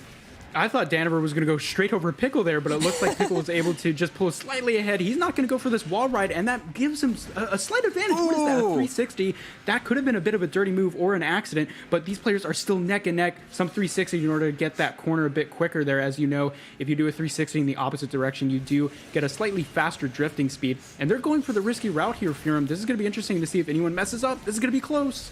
It doesn't look like either of them mess up. They both know this route very well. Pickle just slightly ahead. I was wondering a little bit back there, if some of those 360s were not intended to try to 360 another player and only look like they were trying to get around the turn. But yeah, I think the second one especially, the floaty drifting, which is very good on this track here. Around a lot of the turns, it helps a lot. And again, they're both able to take this ramp. Pickle and Daniver both being very consistent as Daniver hits the wall. And then Pickle wrecks. Wow, well, one mistake after another. Yeah, one mistake right after another, and unfortunately, Pickle, he got the short end of the stick with a wreck instead of just a short little mistake, and Daniver is going to reverse this lead. He's taken the pole position. He is going into the last section of this second lap in the lead, and it looks like he's going to take the safer route as well. A good decision. He's not going to wreck, most likely, going this safer route. Pickle's going to have to use this riskier route, but he doesn't have a lot of nitro to get that airspeed here. And Daniver, he is very close to taking this second match here for our semifinals. Yeah, Daniver pulls ahead there to tie it up. On the first time, Daniver wrecked, allowed Pickle to win. this time Pickle wrecked. It allowed Daniver to win. So again, the wrecks in this matchup are really making the difference here. Both players though played very well. I would say that they were both fairly consistent on an even skill level. Yeah, absolutely. As we get into our next race here, we're going to have to see if the consistency can be stepped up. Definitely. So we are tied up. So this one will make the difference here. Daniver getting that early lead. He wants to see himself ahead of Pickle back there. And it looks like he is beginning to extend it. Pickle, though, saving up for that shockwave, taking the slightly faster route in some cars over to the left, and quite nearly catching up to Daniver, almost being able to land on him. Not quite, though. Daniver still has the lead. Not by too much. Oh, and the 360s. They didn't get each other, though. So this is going to still be a close one. I was afraid of a wreck there, or a knockdown. Yeah, these players were bumper to bumper. I was quite honestly expecting a wreck, as you said there, but nothing happened. I think these players are very lucky, and they know it, so they're going to take every advantage they can get. We see Pickle coming around this second bend here, going into the ramp with perfect nitro. Pickle only gets one barrel roll, so Daniver's going to have a bit of extra nitro, but he makes up for it by drifting. And so as they head onto this straightaway here, looks like Daniver's not going to opt for the 360s. This is going to allow him to catch up ever so slightly, and these positions haven't changed. They're bumper to bumper. They are so close. Anything could make a small difference, and it looks like Pickle, he's going to take a slight lead as we go into our second lap here. Yeah, it seems like a lot of the time, the Shanghai races in this Mobile Open have been all very close. It's a track that doesn't really have a lot of areas that are really risky, where you could make a big mistake. So I would say this track, Pearl of the Orient, really a lot of the time comes down to the technical skills of each of the players. Just knowing when to shockwave, how to take the turns well. And as we can see, they both are doing quite well. Pickle, though, maintaining a slight lead as they take this turn. He is not, neither of them is actually able to shockwave. Yeah, this is going to keep the positions relatively close. Pickle does get a bit of a better lead here as we head into our last section. But yeah, as you said, it's not the most complicated track, so perfection is what we are looking for, and it looks like Pickle is going to slightly edge Daniver out as he takes this victory. He sure does. I mean, that was a really close one. A great final match after two where a wreck decided it. This one was decided completely by skill. And so now let's go back to Glitter. Let's see what she thinks about it. I mean, these races were, super close. Yeah, to say the least. Are you kidding me? I mean, you guys were talking about it. You get a wreck in the first one that gives Pickle the win, a wreck in the second one that gives Daniver the win, and then it comes down to the third, and the 360, it was almost like the disrespectful 360 on behalf of Pickle to get past Daniver and then maintain that lead while Daniver was on their tail the entire rest of the race. I mean, it doesn't get any closer than that. It really does not, and we can see throughout these races, again, just those little mistakes, or big mistakes in case the wrecks really turned the tides here. Both players, though, playing extremely well. I think I know we've seen Pickle before, not sure if we've seen Daniver before, but I can tell that they both know these tracks very well, almost like the back of their hand. Yeah, in order to reach this point, you do need to know every track as well as you can, as really any of these legendary players have. So you have to be able to catch up with them, and that's exactly what Daniver has done, only for the fact that in this, head-on-head situation, it looks like Pickle was able to take that small little victory and just slightly edge out Daniver in his skill. And so again, it could be this situation where the nerves are sort of peaking and you don't know exactly if you should change up your route in order to accommodate for the fact that there's another player with you. Again, there we see that 360. That could have been a wreck or a knockdown. Yeah, it really could have. Thankfully, though, or maybe not thankfully, I don't know, it made for a really interesting final race, but it did not turn into a knockdown. I would say this is probably one of the closest matches we have seen so far, just back and forth all the way throughout. They even have the exact same decal on, which is kind of crazy. But yeah, these were some great races, but Pickle is able to pull it out in the very final race here, which was one of the closest one we've seen so far. Yeah, almost a mirror image in terms of routes, except for those small differences that Pickle took that gave him that advantage and allowed him to take the victory over Daniver. And again, on that Shanghai track, it's all about perfectionism. You need to execute every corner perfectly. There's not a lot of room for mistakes. And unfortunately, Daniver he made a bit too many. It was close though. It was really close. And I'm glad that we're seeing this sort of match, because that Demolition Derby, while it's very fun to see, it's not the closest matches as we saw with the iOS bracket. I think oh, go ahead. I was just going to say, I think that Android will probably see maybe a lot more like skill-based, really clean races than iOS, it seems like. Yeah, I think this might be my favorite race today so far, because we did get a little bit of like the crazy aggression with the wrecks, or even just trying to kind of push each other out of their route. But also, like you were saying, Firam, had really clean, mechanically clean races. So, I mean, super enjoyable to watch. It's going to be interesting to see how Pickle continues now through the rest of the bracket. But speaking of Pickle, and Viram actually had a chance to sit down with our winner of this first semis match as well. So let's take a look. Hey, Pickle. Thanks so much for taking the time to sit down and talk with me. Congratulations on that semifinal win. It was a close one, but you were able to make it out on top, so congrats for that. Talk to us a little bit about what it was like to make it here to the finals, just as a whole, and now advancing on to the grand finals. It's been insane. Like, I came into this ESL not really even thinking I could qualify, just trying to do it for fun, grind out the races, see how it goes. And by some miracle, I qualified in the very first round. That was insane. And then not only to make it here, but to make it to the finals, that's crazy. I couldn't have asked for much more. I mean, I can see by the posters on the wall behind you that you're clearly someone who's into cars inside and outside of the game. Talk to us a little bit about your history with Asphalt that led you here. Yeah, so I started playing Asphalt back in like 2013 in Asphalt 8. Back then I was just like, casual. I think I only played it for a few years and then stopped. And then a few years later when Asphalt 9 came out, then I started playing that. I think I joined a few months late, but still playing that relatively casually. And then only in the past year I started getting more serious about it and training hard.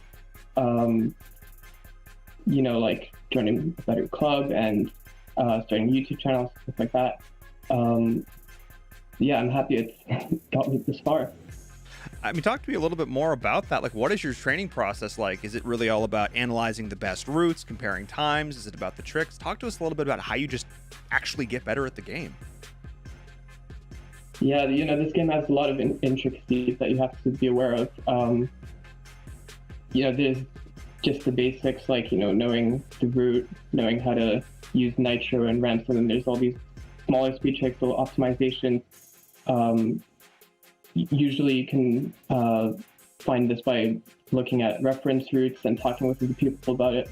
Eventually you'll just kind of have that instinct where you don't really need to look at references so much anymore. You'll just kind of know what to do, and it'll be it'll just be instinct for you. So you just gotta keep practicing over and over again until you get to that point where you know what to do in every situation. Absolutely. And again, that instinct is what allows you to react when you're in these actual head-to-head races in a moment like this, where the training really kicks in and it just comes down to being able to execute it in the moment, which is always so fantastic to watch. And it's been fantastic to watch, you race this season and here in the finals. So I have to say, thanks so much for sitting down and talking with me, and best of luck. Thank you.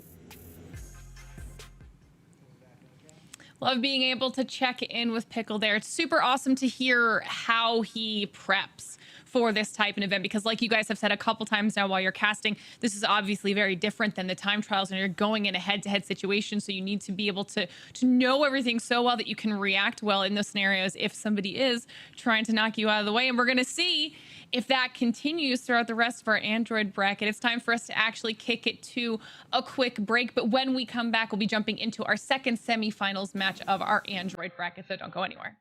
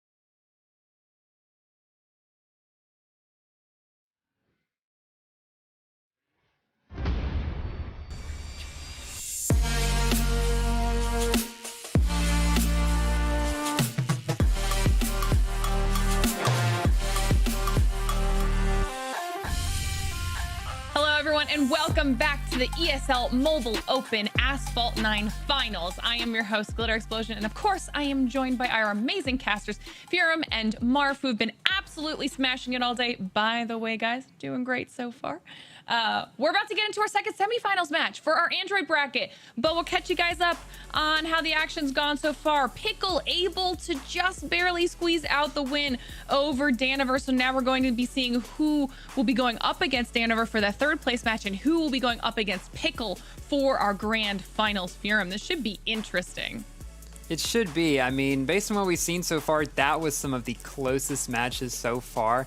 And I don't suspect that Proud Papa versus Diesel Dragon is going to be any different. I recognize a lot of these names. I've seen how they play. They are all very skilled. Yeah, Proud Papa, a name we've definitely seen in the past. So we'll see if he can keep some consistency going, get into that final. And again, this could be a very interesting bracket.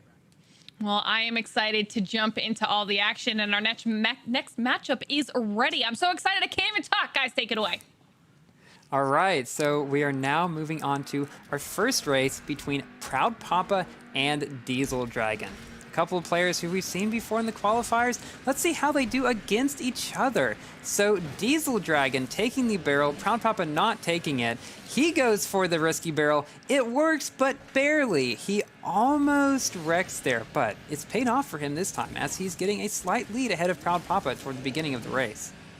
Yeah, this is pretty similar in terms of routes, but yeah, Diesel Dragon managing to keep out this quick little lead in the beginning, and he's going to have to maintain it. I mean, that really is what it comes down to. So this section here, it's a very much about keeping your airspeed as much as possible. So you'll see these players, as they come around the bend, they're going to shockwave very early to jump off this little sort of ramp in the hill, and then keep with the barrel rolls, getting as much airspeed as possible, and then sort of wall ride here. But actually, Diesel Dragon opts to drift instead, getting some nitro, saving for the shockwave. That was a very smart move there.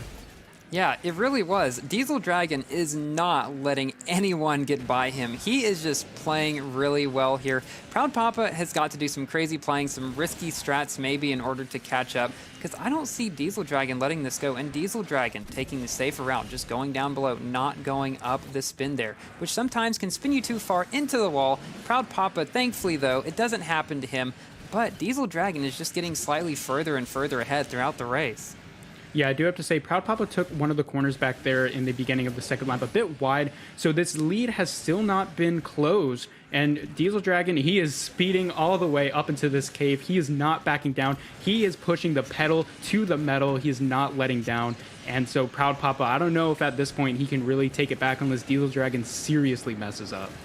That's for sure. Diesel Dragon has shown so far in this race that he does not let up. Like some of the players in the past we've seen, once they get a substantial lead, they might, go a bit safer, not do as much stuff. Diesel Dragon not letting up at all. He knows because he is less than a wreck away. I mean, if he wrecks at this point, Proud Papa could very likely pass him. Thankfully, he does not though. Doesn't even take any barrels at the end to be as safe as possible. And Diesel Dragon takes our first match here. Yeah, very clean racing, although despite those small little differences, Diesel Dragon still takes it in the end with that very safe maneuver, not to mess up, not to give any room to Proud Papa.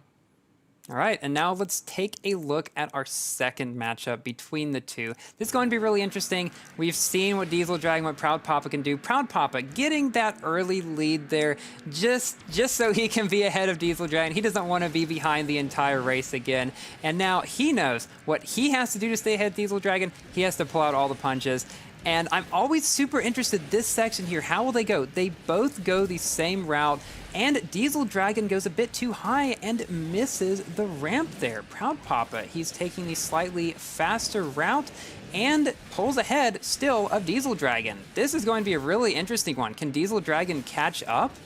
Yeah, that missed ramp causes so much of a lead for Proud Papa. He doesn't allow Diesel Dragon, or at least Diesel Dragon didn't get a lot of airspeed there. So we're going to have to see how these players take this little section here. We know the riskier route looks like Proud Papa's going for it. Diesel Dragon as well going for a risky route. He has the shockwave though, so it looks like he's closing this gap. He is gaining a lot of speed on Proud Papa.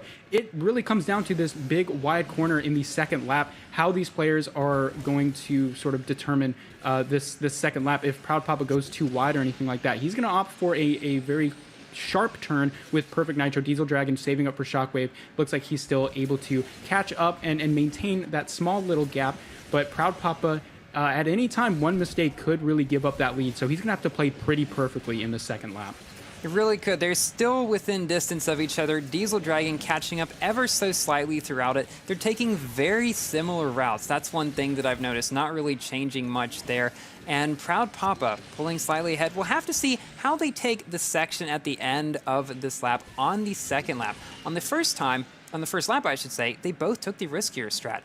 This time, I wouldn't be surprised if we see some people go the safer route, and no, it does not happen. They both still go the longer route. Diesel Dragon maybe taking it slightly better, doesn't do a 360. Proud Papa, though, just barely is able to stay ahead to take the victory in this race. So now it's 1-1. That was probably some of the cleanest, closest race we have seen in a very, very long time. I didn't know at the end, Diesel Dragon could have caught up. He could have taken just a bit more speed and passed. He really could have.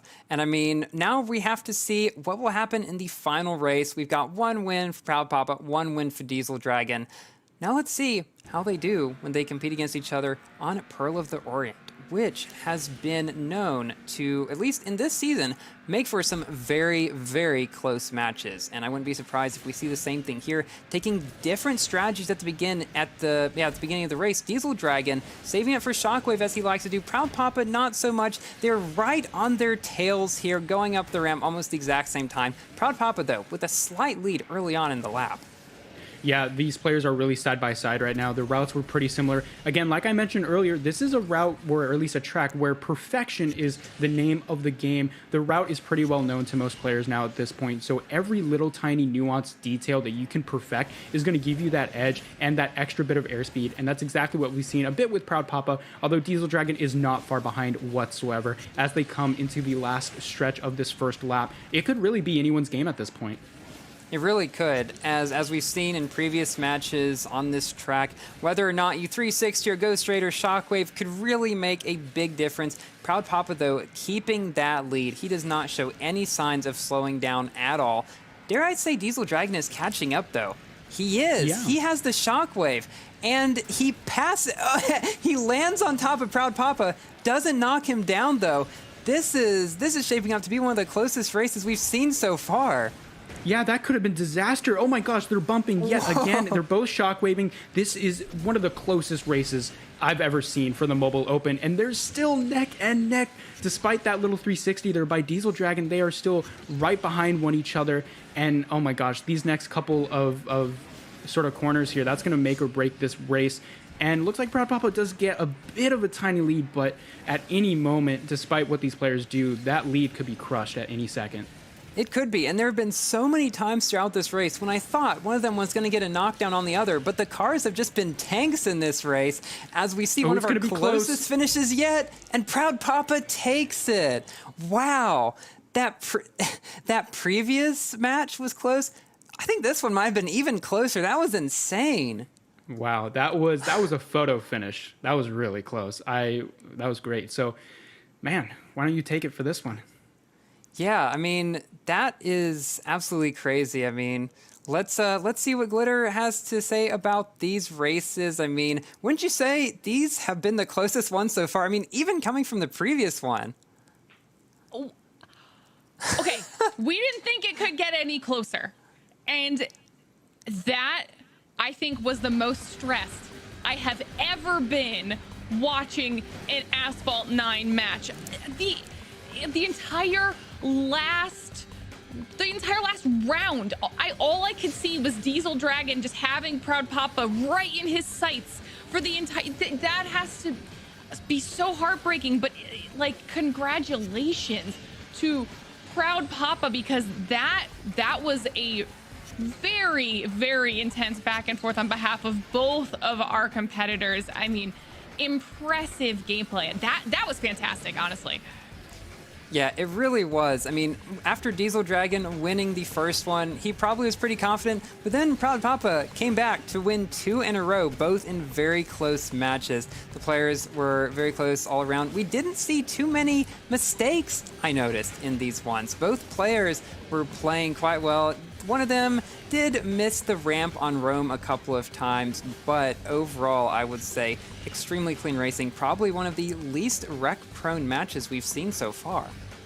Yeah, absolutely. One of the most clean series we've seen, and a very, very hard-fought season or series on the side of Diesel Dragon. It was close, but at the end of the day, those nuanced little tiny details that separated him from Proud Papa. But again, it was such a well-fought series from Dragon. It really was. This has got to be my favorite one so far.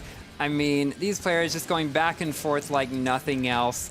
And man, this is some of the best racing we've seen so far today for sure. Just watching these replays back, you're completely right, Glitter. My heart was pounding too during this last race.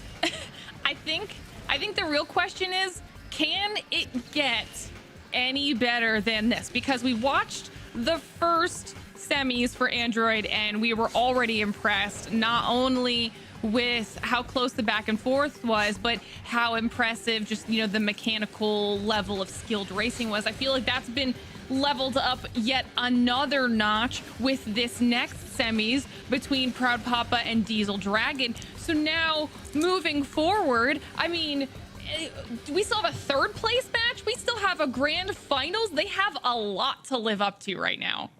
Yeah, we still have 2 whole matches left, and I'm really curious to see if they will hold up to just the sheer entertainment value of these first 2 here. They've been crazy close, and I can't wait to see what these players will be able to do. What about you, Mark? What are you looking forward to? These clean races have been crispy, and I'm expecting these next couple of matches to be just as crispy, so we'll have to wait and see. Well, that I is believe... Oh, no, go ahead. Yeah, I was just going to say, that's a perfect analogy. I mean, it really is. I can't wait to see them either. Well, we're going to have to get into it as quickly as we possibly can. But before we do that, Envirum did get a chance to speak with our winner, Proud Papa, and I'm very excited to see what he had to say. Hey, Proud Papa. Thanks so much for taking the time to sit down and talk with me. Congratulations on that semifinal victory. It was a close race, but you ended up coming out on top. Tell us a little bit about what was going through your mind as you're in the point in that race. You're looking at that game number 3. Talk to us about that. It was pretty intense. I mean, Diesel Dragon he's tough, man. And that was back and forth. We had a few bumps, close calls. I just tried to do anything to stay in front of him. Fortunately, I did. I think each race was so close, and that last one just was great.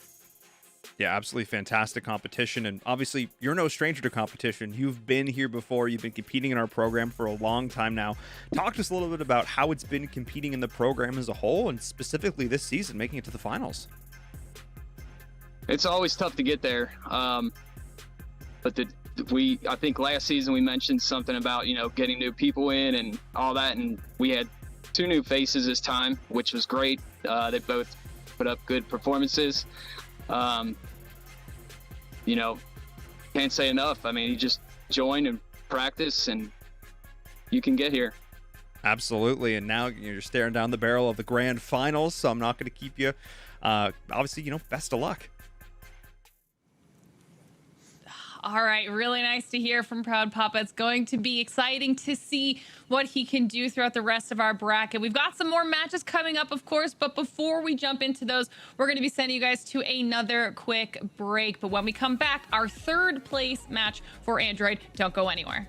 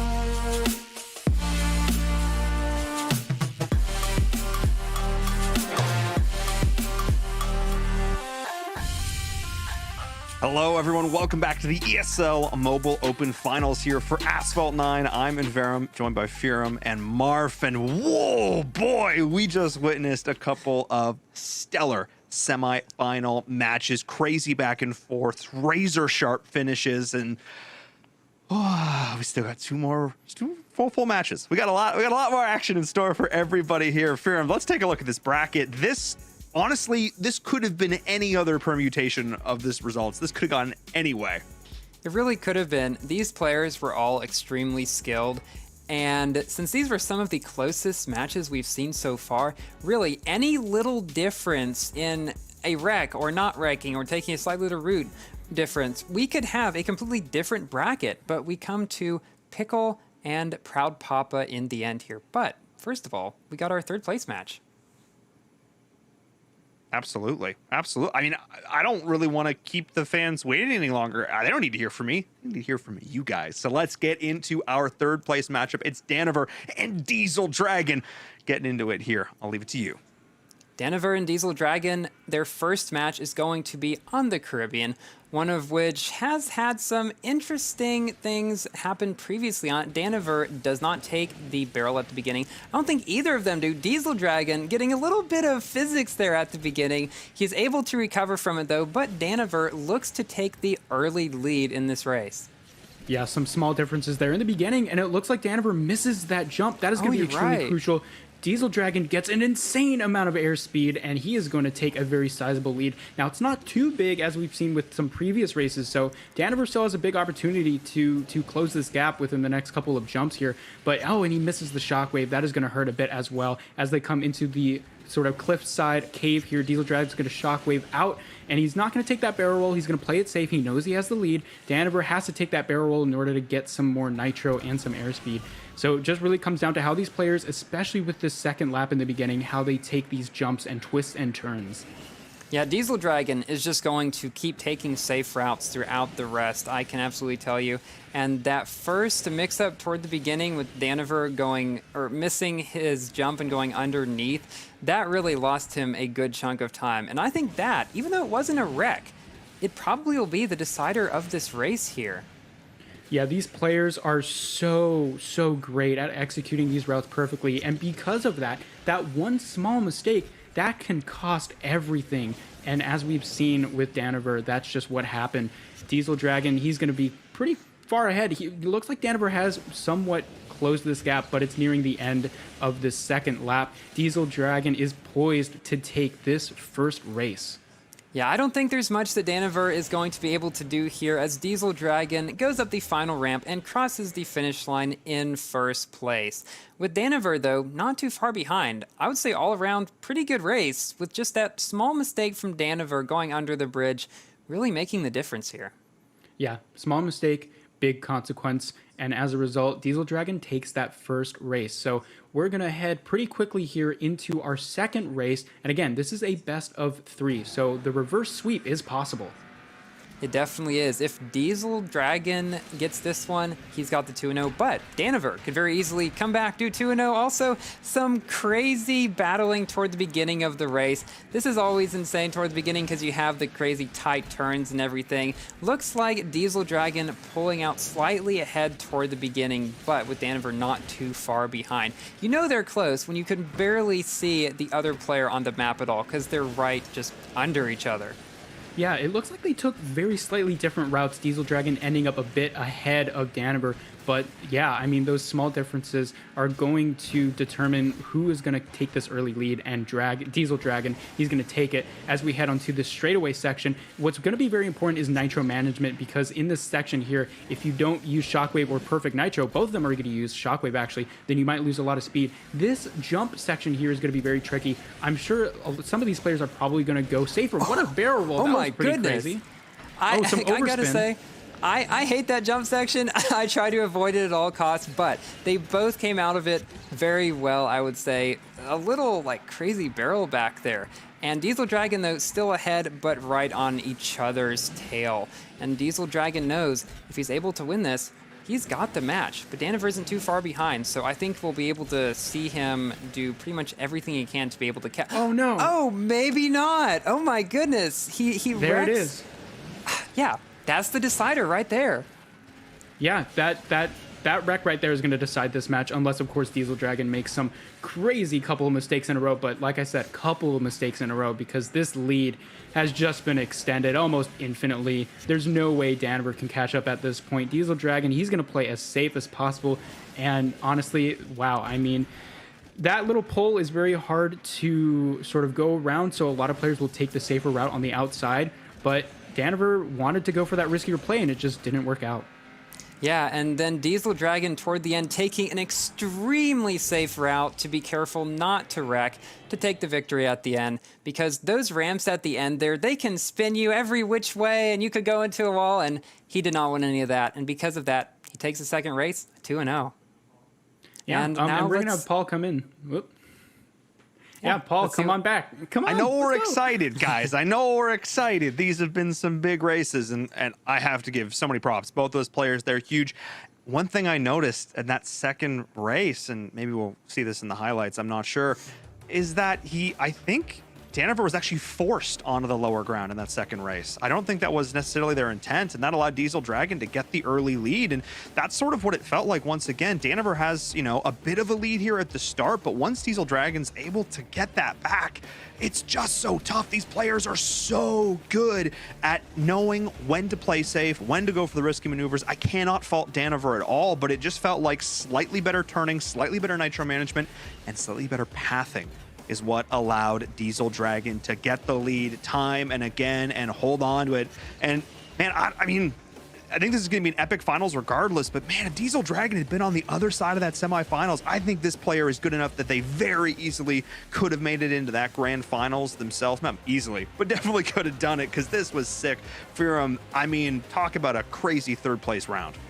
Yeah, I think so too. Diesel Dragon, I mean, both of them played very well. I just think Diesel Dragon played everything just ever so slightly better than Daniver. I mean, we saw in this race with Daniver just not taking the turn quite sharp enough to be able to get the ramp. And then on our second race here, Diesel Dragon again just staying slightly ahead throughout a lot of it. Both players, of course, they know the tracks well. It's not due to knowing the tracks poorly or anything like that. It's just all the little things that can happen that you might not be able to account for. And since you can't restart, you gotta just go with the flow. Yeah, we talked a lot about in some of the earlier series these sort of recoveries that players have to make from mistakes. We saw that Jay was very good at those, and unfortunately Daniver was just not quite there when it comes to recovery, but it was close. I have to give props to both of these players. They played extremely well for this third place decider. Yeah, they most certainly did. And Diesel Dragon, again, we saw him go slightly riskier the first time here. I mean, getting a crazy barrel there, but he was not about to do that on the second lap. No, he wasn't, because he knew he had the victory in the bag if he just did not wreck on that final section. I mean, but they were still close. Daniver, I mean, mounted a heck of a comeback, but again, it's just the way taking these corners just not quite as well. Even Diesel Dragon, they're burning the shockwave going through that vehicle there to help offset the speed loss they would otherwise get. And then you guys called it. Once that wreck came through, that tiny mistake, that's it. That's GG. There's no coming back from that. Oh, man. In either case, props to Diesel Dragon, a player we highlighted multiple times over the course of the ladder, constantly up there at the top of the leaderboard and showing us why with a stellar 2-0 performance, which means we get to look at our final updated bracket going into our grand finals. We get to see how it all shook out. Pickle and Proud Papa, A9UF and RPM being represented here in the grand finals on Android. Cubs going toe-to-toe, and I'm excited to see who is going to come out on top. Proud Papa, of course, a veteran of our competition, someone we've seen time and time again, but Pickle has been putting in the work as well, showing up, like I said, during the weeks over the course of these races. So I think very much this could be anyone's game. Speaking of game, let's get to it. Firam, Marf, let's go. Now we're moving on to our final rounds. This time we're going to be taking a look at Pickle versus Proud Papa. on Scotland. Again, this is the first of 5. It could go either way. Oh, and, no. Oh no, Pickle with That's a a quick very one. early wreck there. Oh my goodness. That gives Proud Papa a very early lead. Can Pickle come back from this? Proud Papa might have to make a mistake for that. Yeah, this was very early on, so this gives Pickle a lot of time to catch up, but we know how good Proud Papa is. Oh, Pickle almost does a little barrel roll there, but he saves himself from wrecking there. But again, it's not very often you see these players come back so quickly from one of these wrecks. So again, it's lucky that Pickle has a lot of time in order to come back. They haven't even completed their first lap yet, but this lead is, well, it's pretty big. Proud Papa is miles ahead of Pickle as he is now on to his second lap.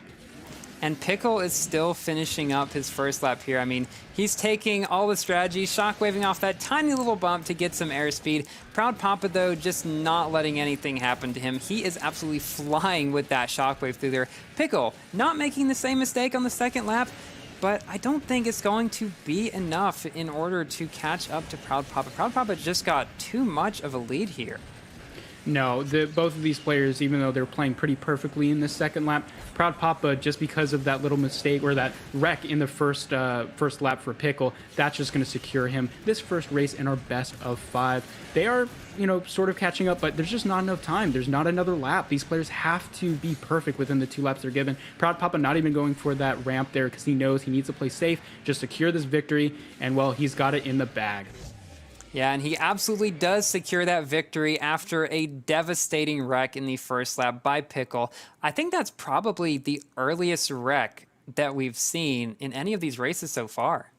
Yeah, that was pretty early on. And again, there was a lot of time to catch up, but unfortunately, Pickle just, he couldn't do it. But we're going to go into the second race. Pickle, he could just brush it off. We have to go into the second race and see if Pickle can pull it back. It's a best of 5, so there's no pressure for Proud Papa, at least right now. He can just cruise on the second match. He knows he has a bit of a lead as they head into this first lap here. Proud Papa, he's going to be a bit behind of Pickle, and they're going to see how these players use this. Oh my God, what is that? Is a lot of spins here for Pickle. That causes him to go on the bottom, and Proud Papa, he's going to take the lead now.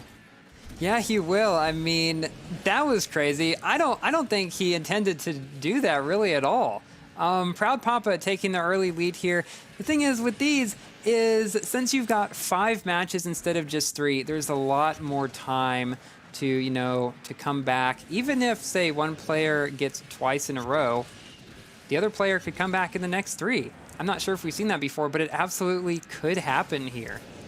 I mean, I do have to say, I love myself an amazing best of 5 reverse sweep from esports, and that could be certainly something on our table here. As we see Pickle, he's actually catching up pretty closely to Proud Papa. This is not as far as we just previously discussed, so at any moment, Proud Papa could make a mistake, and Pickle could take this lead as they head into the second lap, the big corner here. It all depends on how you sort of go through those cars, because you can get extra nitro from going pretty close. Pickle does an interesting barrel roll. That's going to give him a bit more nitro. Proud Papa is just maintaining this lead ever so slightly. Some overspin, some from Pickle. That's going to slow him down just a bit. But again, this lead is not too big. No, it looks like Pickle is catching up ever so slowly to Proud Papa. If Pickle is able to pull this off, he's right in line in order to take this whole match. But if Proud Papa wins this one, and Pickle knows this, Pickle will have to get 3 in a row in order to win the whole thing, and Proud Papa just doesn't look like he's going to let that happen. Any little mistake, though, since they're so close, really could mean the difference, but we've got past that crazy barrel where sometimes if you go too high, you could wreck. It looks like Proud Papa is going to have an easy win on this one. Yep, there he does. He takes the second race here. Unfortunately, Pickle couldn't quite recover fast enough, but it was definitely a great effort, I do have to say. Yeah, I would definitely say so too. That was a very well-played race overall. Again, we didn't see any wrecks or anything like that. Really, though, the difference was Pickle had that little mistake toward the beginning of the lap, and that's one thing that I've noticed. Later on, we have seen a lot more, not really wrecks or huge mistakes, but just little ones, maybe accidentally going the wrong way or stuff like that to make the difference instead. But yeah, we have our next race coming up, so let's just jump into that. We will need to see the reverse sweep from Pickle in order for him to take this best of 5. This could be the last race of the ESL Mobile Open North America Finals for Asphalt 9, as we see Pickle take the early lead here in San Francisco. Yeah, Pickle does not want to let Proud Papa get ahead at the beginning. He does not at all. So he takes that early lead. Now the question is, can he maintain it? Thing is here, a lot more is on stake for Pickle than it is for Proud Papa at this point. And oh no, Pickle, he goes too wide.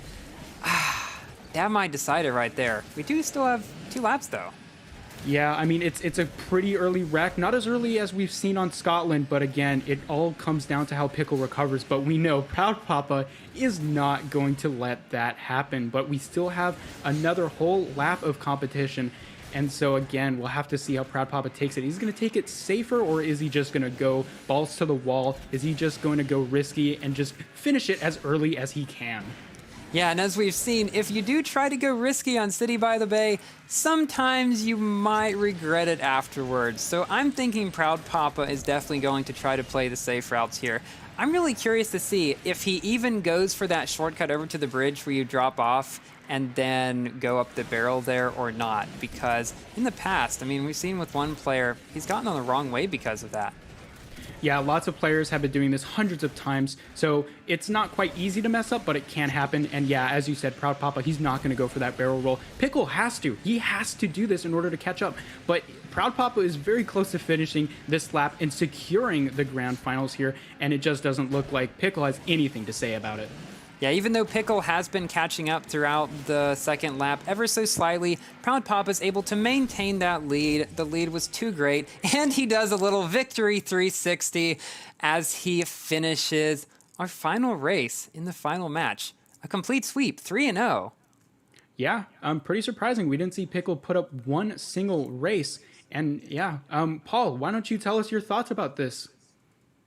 My thoughts are that Proud Papa is sick. Like, as much as, you know, some of it came down to Pickle making some errors, Proud Papa just didn't. As we take a look back, it continuously is Proud Papa going to wreck in response? Is he going to make a mistake that creates that opening? And the answer was universally no. He will not. He will not give you an opening. He will not give you a chance. He will not give you a shot. He will not give you one tiny little opening for which you can come back into this race. Once he gets that lead, he holds on with an iron grip. And he just looked so impressive the whole way through. That veteran status, like the Jay said, I mean, you know, we saw in that interview, it's all about staying calm, and Proud Papa looked calm and collected. Again, so many props to Pickle, not afraid to go, you know, all in on this, not afraid to go for the tricks, not afraid to go for the risk, but it just wasn't enough. Those tiny little mistakes, you cannot make them at this level of competition. Fear him. It was just too clean. It really was. I would say that Proud Papa's racing in these races has been some, or quite possibly the cleanest match that we've seen so far from a single player. I mean, he didn't wreck. He didn't really have any huge mistakes. He just played and played and played. And whenever he was in an instance where he had it, he just played safely. So I think Proud Papa definitely deserves this top spot. Pickle, though, definitely put up a very, very good fight against him. As we could see, these races were still extremely close. It was not like really, like Proud Papa didn't get way ahead at all. Cool, calm, clean, collected. Proud Papa is a beast. But yeah, I do have to give some props to Pickle. He did mount some pretty nice recoveries, I do have to say, but there just wasn't enough time for him to catch up, especially from those early wrecks. And this mistake here from Pickle, I'm not sure if he collided with something that led him onto that route there, but nevertheless, that is pretty much the decider for our last race, that little mistake there. Yeah, and I'm wondering if Proud Papa like nudged him a little bit, accidentally probably, in order to get him to go over there. That's what it looked like to me, and even if it was accidental, which it looked like, it really gave Proud Papa the victory there. Look, you guys are obsessed with clean racing. I like it when they bump into each other, all right? I like a little bit of additional action, so maybe it was an accident, but I'd like to think it was a little bit of strategic little bumper car action like we saw earlier on iOS in particular. In either case, though, it was a 3-0. It was clean. It was everything we wanted to see here from Proud Papa. Again, coming back and showing up in a big way. I got a chance to sit down and talk to him about this win. Let's take a look. Hey, Proud Papa, welcome back and congratulations. You are our ESL Mobile Open champion, back once again in the competition. You know, you took a really convincing win there in the grand finals. Talk to us about what it was like to, walk away with this championship. Oh man, that was awesome. I mean, I think this is my third time in there. First time, I think I lost all my races. Not good. Second time, came in second place, and third time's a charm, I guess. I took it down. Fortunately, 3-0, didn't have to go in the deep rounds. It was awesome. For sure. I mean, talk to us a little bit about the preparation that comes into an event like this. Obviously, it's, routing and it's, making sure the speed tricks are in line, but talk to us a little bit about what it's actually like in the final moments when you're head to head, because obviously that's not how you qualify to get here. It's all time trials. Talk to us a little bit about the practice and then how the practice is applied to that one-on-one. Yeah, practicing, I mean, in events, you can play as much as you want until it ends. But I mean, when you get down to the finals and it's one-on-one, it's, you cannot make a mistake, especially us switching to the Devo, which is a faster car. I mean, one little mistake and that's it. You're pretty much over. And it's a lot more intense. I think the past experience I've had being here helped a lot. And just knowing the routes and the courses already, it definitely helped. For sure. Again, that competitive experience that you have now, being here multiple times, the jitters, the nerves sort of settle down a little bit, and you can just focus on getting that W, which you certainly did. I mean, sure, still, but maybe a little bit less this time around. Do you have any shout outs, though, for anyone out there who's cheering you on before we say goodbye? Yes, definitely. First, my old team, Tectonic Racers, TRC. I was with them for over 2 years. It's a great club. Anybody wants to go hit them up, do it. RPM can't save enough. They've been a great club to join. They have multiple servers you can come and learn from, the RPM Learning Ground. It's a great team club to be involved with, and definitely can't thank them enough either. Awesome. Well, you heard it there. If you're interested in joining up, hitting up some great clubs, definitely go do that. And thank you so much again for the interview. Congratulations. Go celebrate your win. Thank you. Definitely. Thanks for having me. All smiles, all smiles, all smiles. And why would you not after a 3-0 victory in the grand finals? And third time's the charm for the big ol' 3-0. Congrats once again to Proud Papa and all the racers across all the tournaments, even making it here out of the tens of thousands of racers who competed in our time trials. Even making it to this stage of the competition is a huge accomplishment. So props to all of them, not only for the spot, but prize money. Also feeling pretty good. But I mean, that's basically it for us tonight, guys. Before I say goodbye to you both, an amazing first cast together, absolutely crushed it. But starting with you, Firam, give me your closing thoughts. Yeah, I really enjoyed it. This has got to have been my favorite season so far. Very fun, entertaining all around. It was really funny to see the contrast between just the Wreckfest of iOS, just being a demolition derby, like you said, Marv, and then Android being this like clean, pristine racing most of the time. I don't know. I had a lot of fun, and these were some great races to cast. I loved it. Marv. Yeah, I mean, there's not much else to say after what you said, Firam. The differences between Android and iOS were pretty massive today, and it was great to see that contrast. But I do have to say, I love me some crispy races on that Android side. That was great to see. The neck on neck, barrel on barrel. It was just great to see these players come together and really show us a great time with those incredibly close races. And just having to react to each other in real time. Who's going to take this corner? Who's going to have to adjust the route? How do you then have to manage your nitro for the rest of these next few turns to compensate for that? The amount of processing that these players have to do at any given moment is so impressive, which is what makes these races so amazing. And you guys brought us the action from start to finish. Thank you so much for the amazing cast. I'm going to say goodbye to you guys tonight. Go relax, take it easy as I bring Glitter Explosion back to round out the evening and get some final thoughts before we say goodbye. Yes, big applause, big applause. How are you feeling? Okay, so you remember when at the beginning You brought me in and you were like, how are you feeling today? And I was like, I'm just really excited for a day of only Asphalt 9 because that's all I want to do. You understand why now? Yes. Holy crap. Yes. Like, what? Everything, it was aggressive. It was so close, neck and neck in so many of our races. I mean, this was I had popcorn out the entire time. I believe it. And it was who's going to keep making mistakes and who's going to make one. And that's what was so great. Are they going to go on tilt? Are they going to continue to make errors? Or, oh my goodness, Proud Papa's looking unstoppable. Is he ever going to mess up? The answer was no. Spoiler alert. 3-0, 3-0 in our grand finals with Vijay and Proud Papa, respectively. Both of them absolutely popping off when it matters most. And of course, walking away with that prize money to boot. Feels pretty darn good.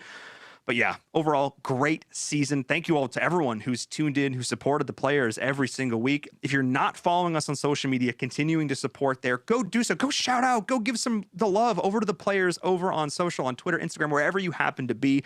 Go give the players some love. And of course, be sure to be following along to keep up with all the updates there for maybe future stuff coming down the road. But look, it's been a long, amazing night of just Asphalt 9 Legends. It's been fantastic, and I can't wait to see what happens next. So for myself and Verum, Glitter, the casters, the crew, thank you all so much for joining us, and we'll see you next time.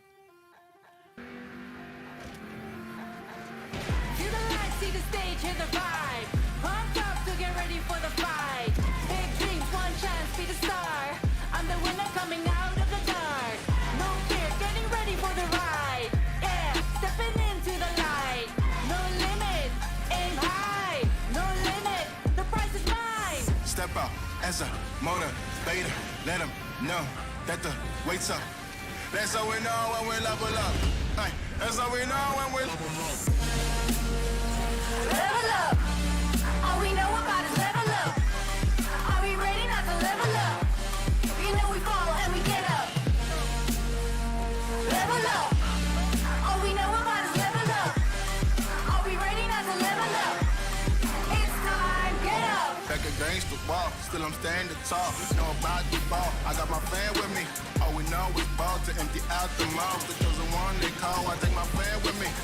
Know about it if you tell, know you're breaking calls. Want your credibility and all, fall like dominoes. Can you really take a stance? All I wanna know. Need me real ones when it's time to go. Step it in, elevator. This is to all the haters. That's all we know when we level up. Yeah, that's all we know when we level up. Level up. All we know about is level up. Are we ready not to level up? You know we fall and we get up. Level up. All we know about is level up. Are we ready not to level up? It's time, get up. I found out I'm not alone. 'Cause I'm just like you. There's no feeling when we fight. We're not afraid to. Level up. All we know about is level up. Are we ready not to level up? You know we fall and we get up. Level up. All we know about is level up. Are we ready not to level up? It's time, get up. Feel the light, see the stage, hear the vibe. Pumped up to get ready for the fight. Big dreams, one chance, be the star. I'm the winner coming out of the dark. No fear, getting ready for the ride. Yeah, stepping into the light. No limit, aim high. No limit, the prize is mine. Step out as a motivator. Let them know that the weight's up. That's how we know when we level up. Hey, that's how we know when we level up. Level up. All we know about is level up. Are we ready not to level up? You know we fall and we get up. Level up. All we know about is level up. Are we ready not to level up? It's time, get up. Back against the wall, still I'm standing tall. Know about the ball, I got my fan with me. All we know is ball to empty out the mouths. The chosen one they call, I take my fan with me. Know about it if you tell, know you're breaking calls. Want your credibility and all, fall like dominoes. Can you really take a stance? All I wanna know. Need me real real ones when it's time to go. Stepping in, elevator, deuces to all the haters. That's all we know when we level up. Yeah, that's all we know when we level up. Level up. All we know about is level up. Are we ready not to level up? You know we fall and we get up. Level up. All we know about is level up. Are we ready not to level up? It's time, get up.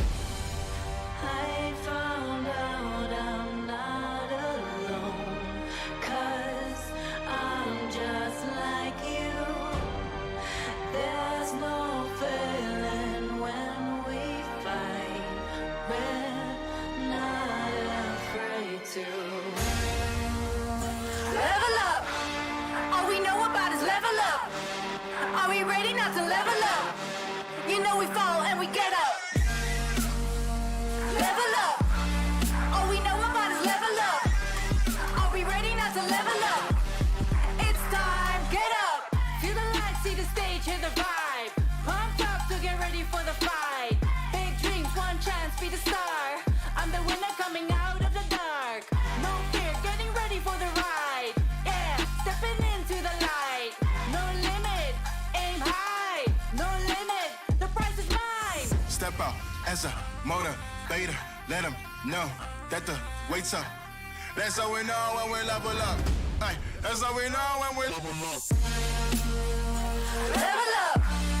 All we know about is level up. Are we ready not to level up? You know we fall and we get up. Level up. All we know about is level up. Are we ready not to level up? It's time, get up. Back against the wall, still I'm standing tall. Know about the ball, I got my fan with me. All we know is ball to empty out the mouths. The chosen one they call, I take my fan with me. Know about it if you tell, know you're breaking codes. What your credibility and all fall like dominoes. Can you really take a stance? All I wanna know. Need me real ones when it's time to go. Stepping in, elevator, deuces to all the haters. That's all we know when we level up. Yeah, that's all we know when we level up. Level up.